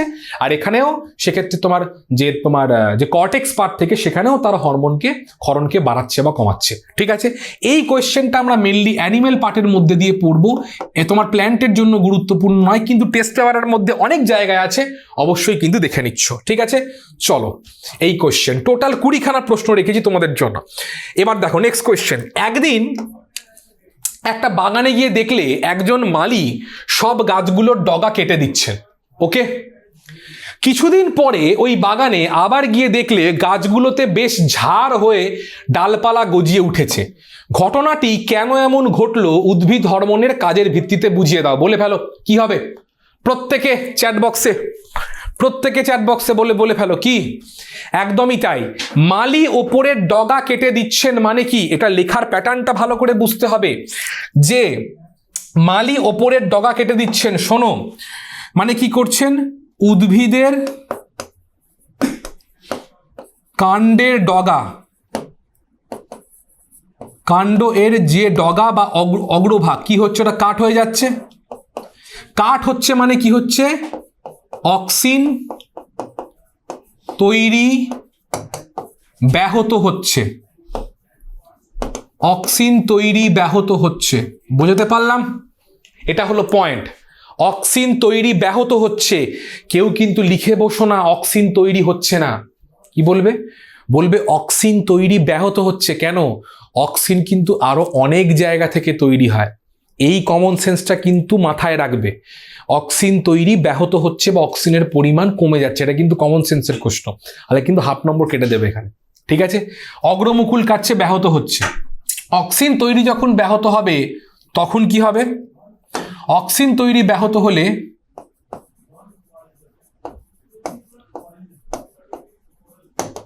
পার্শ্বীয় মুকুলের ভালো বৃদ্ধি আমরা দেখতে পাবো বা বেশি পরিমাণ বৃদ্ধি দেখতে পাবো। যখনই পার্শ্বীয় মুকুলের বৃদ্ধি হবে কি হবে? শাখাকাণ্ড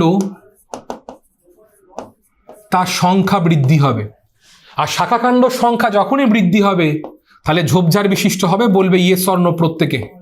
তোমাকে এই পয়েন্টগুলো লিখতে হবে। বোঝা গেল কি বোঝা গেল না? ঠিক আছে, তাহলে পার্শ্ব মুকুলের ভালো বৃদ্ধি ঘটে। কেন বৃদ্ধি ঘটে? এবং ভালো করে বুঝবে, বৃদ্ধি ঘটে এর সাথে একটা পয়েন্ট অ্যাড করবে কি? সাইটোকাইনিন। এক্স্যাক্টলি, সাইটোকাইনিনের কি কার্যকারিতা বৃদ্ধি পায়। মানে অক্সিন তৈরি ব্যাহত হলে পার্শ্বমুকুলের বৃদ্ধি ভালো ঘটে, কারণ সাইটোকাইনের কার্যকারিতা বৃদ্ধি পায় এবং তার জন্য শাখাখণ্ডের সংখ্যা বাড়ে এবং উদ্ভিদ ঝোপঝাড় বিশিষ্ট হয়। ক্লিয়ার সবার কাছে? বলবে ইয়েস অর নো। ক্লিয়ার? এটা অবশ্যই লিখে বাড়িতে রেডি করে যাচ্ছ, নাহলে কিন্তু পারবে না। নেক্সট হচ্ছে ন্যাস্টিক চলনের ফলে উদ্ভিদ দেহে কি কি কার্য সম্পন্ন হয়, উদাহরণের সাহায্য লেখো। ভালো প্রশ্ন। ন্যাস্টিক চলন কি হতে পারে? ফুল ফোটা হতে পারে, তাই তো? ফুল ফুটুক না ফুটুক, আজকে শীতকাল, চলো ফুল ফোটা হতে পারে, একটাই হতে পারে। ঠিক আছে, তারপর কি? পাতার চলন হতে পারে, খাদ্য গ্রহণ হতে পারে, আত্মরক্ষা হতে পারে। বলে খাদ্য গ্রহণ হবে? বলবে ইয়েস অর নো। খাদ্য গ্রহণ হবে কেন? সূর্য শিশির খাবার ধরে খায়, কলসপট্টি খাবার ধরে খায়। আত্মরক্ষা কেন? লজ্জাবতী গাছের পাতায় টাচ হলেই আত্মরক্ষার জন্য মুদে যায়। ন্যাস্টিক চলনের গল্প। ঠিক আছে, তাহলে এতগুলো পয়েন্ট। হ্যাঁ, শুধু কি এইটুকু লিখলে হবে না, প্রত্যেক কটার সাথে একটা করে তোমাকে এক্সাম্পল দিতে হবে। তোমাকে প্রত্যেক কটার সাথে একটা করে এক্সাম্পল তোমাকে মাস্ট দিতে হবে, মাস্ট। নেক্সট কি বলছে? জিব্বারলিন হরমোন কিভাবে মুকুল ও বীজের সুপ্তাবস্থা ভঙ্গ করে, যেটা পড়েছিলাম। আলফা অ্যামাইলেজের কে অ্যাক্টিভেট করায়। এর প্যাটার্নটা অন্য, ভালো করে শুনবে। কোয়েশ্চেন অ্যান্সার কিন্তু এক, প্যাটার্নটা অন্য। কোয়েশ্চেন আলফা অ্যামাইলেজের সক্রিয়করণ করে, যার জন্য শ্বেতসার ভেঙে সেখান থেকে গ্লুকোজ তৈরি হয়, এনার্জি তৈরি হয় শ্বসনে, এনার্জিকে কাজে লাগিয়ে মুকুল ও বীজের সুপ্তদশা ভঙ্গ করে এবং নতুন সেখান থেকে ফুল এবং বীজের অঙ্কুরোদ্গম আমরা লক্ষ্য করতে পারি। নেক্সট কি বলছে? ট্রপিক ও ন্যাস্টিক চলনের মধ্যে দুটি পার্থক্য লেখো। পারবে, আলাদা করে বলার কিছু নেই, কিন্তু পার্থক্য লেখার সময় অবশ্যই এই তিনটে কলাম করে নিচ্ছ পরীক্ষার সময়। কি তিনটে কলাম করে নিচ্ছ? একটা হচ্ছে এখানে বিষয় লিখে দেবে, তারপর এখানে ট্রপিক মুভমেন্ট লিখছো, তারপর এখানে ন্যাস্টিক মুভমেন্ট লিখছো। ওকে, দুটো পয়েন্ট, ব্যাস। নেক্সট কোয়েশ্চেন, বনে বেড়াতে গিয়ে দেখলে জীবের সংবেদনশীলতার যে ঘটনা তোমার চোখে পড়তে পারে, তার যে কোনো চারটি উদাহরণ দাও। বলতে পারবে কেউ? বলো ইয়েস অর নো। এই প্রত্যেক কটা প্রশ্ন কিন্তু টেস্ট পেপার থেকে সিলেকশন করে দেওয়া আছে, টেস্ট পেপার করার প্রয়োজন পড়বে না তোমাদের। ঠিক আছে স্বর্ণব, তোমার কাছে আসছি আমি, দাঁড়াও আসছি, আমার হচ্ছে স্বর্ণব, দাঁড়াও। বনে বেড়াতে গিয়ে দেখলাম যে জীবের সংবেদনশীলতা যে কোনো তোমার চোখে পড়লো, কি হতে পারে? ঠিক আছে, একদম গাছের বৃদ্ধি কি দেখতে পাবে? তুমি গাছের দেখতে পাবে? কি হতে পারে? আমি বনের মধ্যে লজ্জাপতিকে দেখতে পেতে পারি, এটা হতে পারে, লজ্জাবতী হতে পারে। ঠিক আছে, তারপর বনের মধ্যে আমাদের তোমার জীবের বলেছে, মানে আমি প্রাণীও ধরতে পারি এখানে। ঠিক আছে, মানে এখানে প্রাণীদের গমন দেখতে পারি। জীব বলেছে বলে বাঁচোয়া, প্রাণীদের গমন দেখতে পারি এই পোর্শনটা। ঠিক আছে, বা এখানে উড্ডয়ন দেখতে পারি। উড্ডয়ন মানে উড়ে বেরিয়ে যাচ্ছে কোনো পাখি, উড্ডয়ন দেখতে পারি, এই পোর্শনটা রয়েছে। ঠিক আছে, বা আমি বনের মধ্যে যদি বনচারাল দেখি, বনচারাল তো বনেই পাবো আশা করা যায়, বনচারাল এগুলো রয়েছে। ঠিক আছে, এই পোর্শনটা পাবো। আবার ধরো বনের মধ্যে যদি কোনো রকম মস বা ফান থাকে, মানে দেখাটা পসিবল না কারণ দেখবে বলেছে, তাহলে মস বা ফানের ক্ষেত্রে আমরা চলন দেখতে পাবো না, কিন্তু হতে পারে অবশ্যই এই জায়গাটা। ঠিক আছে, সূর্য শিশির হ্যাঁ হতে পারে একদমই তাই, বা ভেনাস ফ্লাই ট্র্যাপ বলতে পারো, ভেনাস ফ্লাই ট্র্যাপ, এটা ব্রণে খুব বেশি পাওয়া যায়। ঠিক আছে, চলো এটা তোমাকে লাইন করে লিখতে হয় পুরোটাই। নেক্সট বলছে নিম্নলিখিত ক্রিয়াগুলোর সঙ্গে যুক্ত উদ্ভিদ ও প্রাণী হরমোনগুলোর নাম তালিকাভুক্ত করো। বীজের সুপ্তদশা ভঙ্গ করে জানো জিব্বারেলিন, ট্রপিক চলন নিয়ন্ত্রণ করে অক্সিন, বৃক্কনালিকা শোষণ ঘটায় কে, আমরা পড়বো এডিএইচ হরমোন, তাই তো? নেক্সট ক্লাসে আসছে মৌলবিপাক হার হচ্ছে কি করবে, থাইরক্সিন করবে, তাই তো? ব্যাস এই পোর্শনটা পিচার প্ল্যান্টে। নেক্সট কি বলছে, লজ্জাবতী উদ্ভিদের চলন এক প্রকার রসস্ফীতি জনিত চলন, বক্তব্যটির যথার্থতা মূল্যায়ন করো। ইম্পর্টেন্ট কোয়েশ্চেন, আমি কিন্তু প্রথমেই বলে দিয়েছিলাম। আর একবার সকলের জন্য, রাধিকাও বলছিল এই হলো তার গল্প, আঁকার টেকনিক দেখে নাও, পরবর্তীকালে আঁকতে সুবিধে হয়ে যাবে। কি রয়েছে, এই হলো আঁকলাম, এবার এখান থেকে তুমি চলে এসো। আঁকার টেকনিক এবং উত্তর দুটোই বলে দিচ্ছি, কারো কোনো অসুবিধে হওয়ার কিন্তু কথা নয়। ঠিক আছে, এই হলো লজ্জাবতী গাছের পাতার পত্রকের গল্প। ঠিক আছে, লজ্জাবতী গাছের পাতার এইগুলোকে বলা হচ্ছে পত্রক, তোমাকে পয়েন্টিং করতে হবে।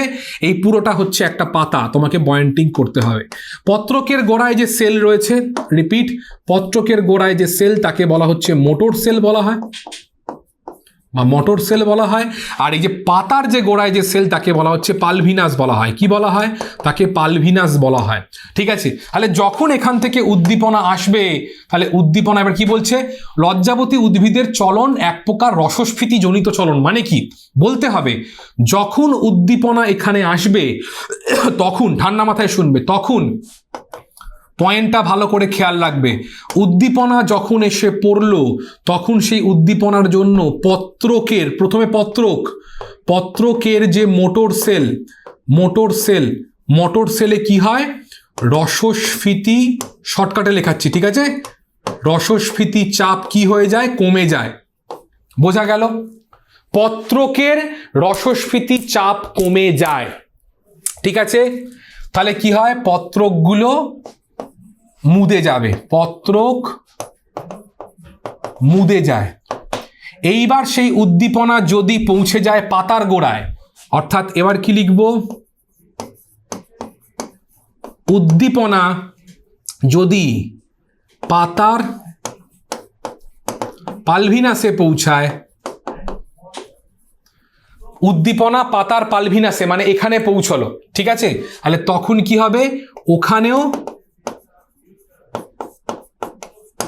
রসস্ফীতি চাপ কমে যাবে। মানে কি হবে, পাতা নুইয়ে পড়বে।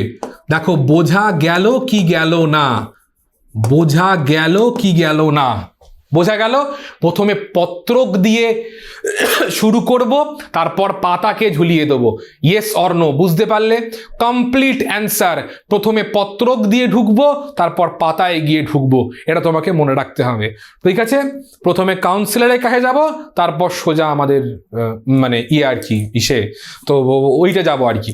তো যাই হোক, এটা কিন্তু অবশ্যই তোমাকে মনে রাখতে হবে, এই প্যাটার্ন তোমাকে, হ্যাঁ স্যার এইটুকু লিখলে ভাই নম্বর কেটে যাবে, কিছু করার নেই, তোমাকে প্যাটার্ন আর পয়েন্ট বললাম, এবার তোমরা লিখে প্র্যাকটিস করো, অবশ্যই পারবে।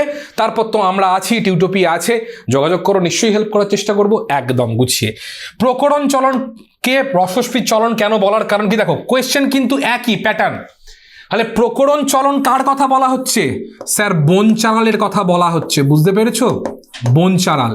তাহলে দেখো প্যাটার্ন তো একই, দেখো একই প্যাটার্নে পড়ছে না, কিন্তু এখানে প্রকরণ চলন যখন আমরা বলবো, ভালো করে বুঝতে হবে, এইখানে উদ্দীপনাটা ছিল বহিস্থ উদ্দীপনা, এটা টুইক আছে একটা এখানে, আর প্রকরণ চলন মানে বনচারাল মানে এখানে আমাকে লিখতে হবে যে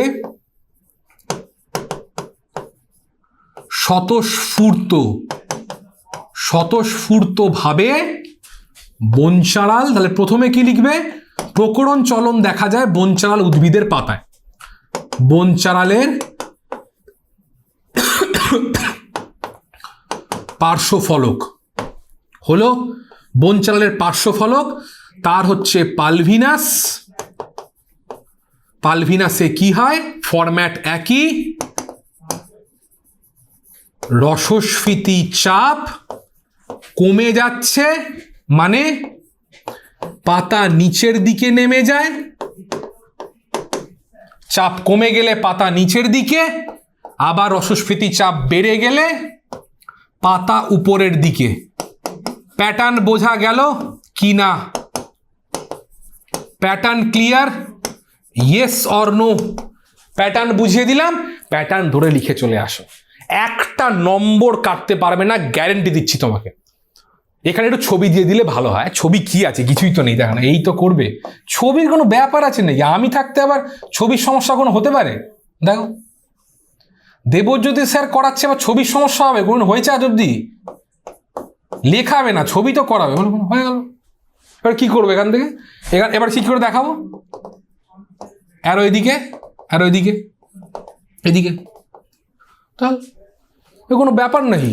কোনো ব্যাপার? ছবি আঁকা? হ্যাঁ ভাই, তোমাকে লিখতে হবে কিসের ছবি, ওইটা না লিখলে গেল। কিভাবে খাতায় লিখতে হয়, ছবি কিরকম করতে হয়, আসবে লাস্ট ক্লাসে। 24 তারিখে তোমাদের ক্লাস থাকছে, 24শে জানুয়ারি। কি করে খাতা সাজাবে, কি করে আঁকবে, পুরো জিনিসটা 24 তারিখে আসবে। ঠিক আছে? ওকে। চিত্র কি দেবে? চিত্র হচ্ছে বন চালালের প্রকরণ চলন, ওটা দেবে, বন চালালের প্রকরণ চলন। ঠিক আছে? তোমাকে কিন্তু এটা লিখতে হবে। এটা লেখার পর তোমাকে বলতে হবে যে হ্যাঁ, প্রকরণ চলনের ক্ষেত্রে রসস্ফীত চাপটা গুরুত্বপূর্ণ ভূমিকা পালন করে। ব্যাস। কৃষিক্ষেত্রে সাইটোকাইনিনের ব্যবহারিক প্রয়োগ লেখো। কৃষিক্ষেত্রে কি ব্যবহারিক প্রয়োগ, কোন কোন পয়েন্টগুলো বলতে হবে? প্রথম পয়েন্ট এখানে বলতে হবে, এক, পত্রমোচন বিলম্বিত করা। এই পয়েন্টটা তোমাকে বলতে হবে, তার সাথে জরারোগতা বলতে হবে। এই দুটো পয়েন্ট বললেই এনাফ, একদম। ঠিক আছে? অনেক সময় এই যে সূর্য ওঠার পর পুকুরের জল সবুজ হয় এবং পরন্ত বিকেলে সূর্য ডোবার সময় জল স্বচ্ছ হয়ে যায়, কেন? It's call phototactic movement. সূর্য যখন আলো এসে পড়ে, জলের মধ্যে থাকা বিভিন্ন রকমের ফাইটোপ্ল্যাঙ্কটন বা শৈবালরা তারা আলোকের উপস্থিতি অনুযায়ী যেখানে আলো আপতিত হয় সেখানে এসে জমা হয়, কারণ তারা ফটোসিনথেসিস প্রক্রিয়ায় খাদ্য তৈরি করতে সক্ষম। আবার সূর্য অস্ত গেলে বেলার দিকে, যখন সেখানে সূর্যের আলো থাকে না, তখন তারা আবার আগের জায়গায় ফিরে যায়।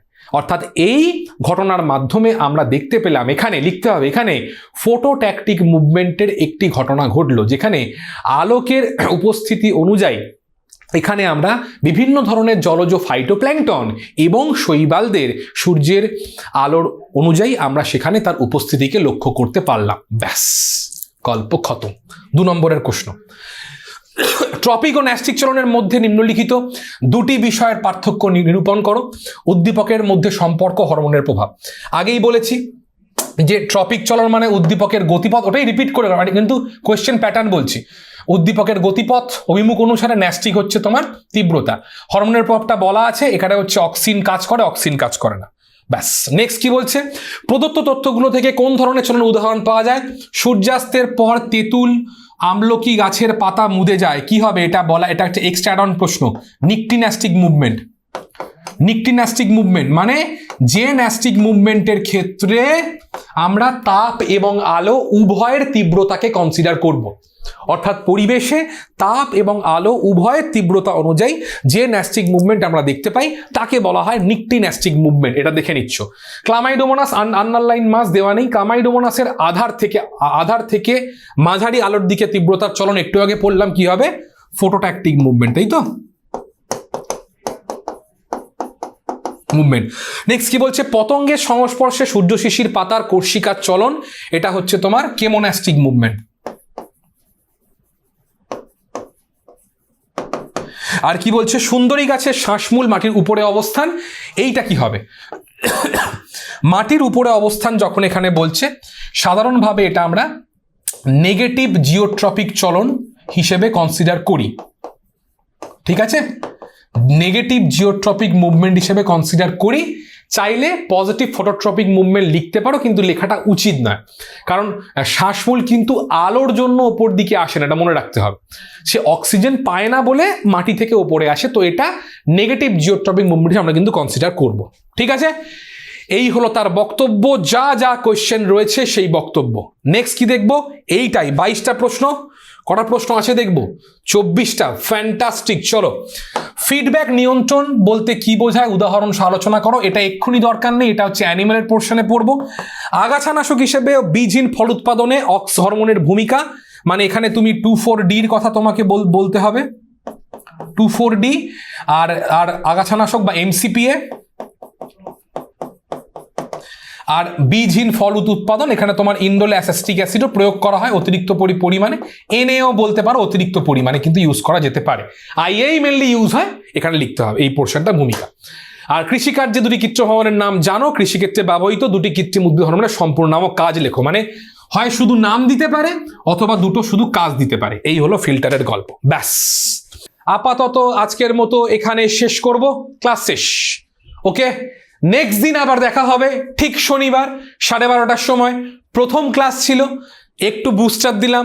নেক্সট দিন প্রাণী হরমোন, প্রাণী স্নায়ুতন্ত্র, ভীষণ ভীষণ গুরুত্বপূর্ণ চ্যাপ্টার। একটু টাফ কারো কারো কাছে, চ্যাপ্টারটাকে আরো কনসাইজ করব, ঠিক আছে? ওকে, আরো জিনিসটাকে আরো মডিউলেট করবো যাতে করে পড়তে আরো সুবিধা হয়। নেক্সট দিন শনিবার ঠিক 12:30টায় তোমাদের সঙ্গে নিয়ে আসছি মাধ্যমিক আলটিমেট প্রিপারেশন 2026-এর লাইফ সায়েন্সের ক্লাস। আজকের মতো এখানেই শেষ করলাম।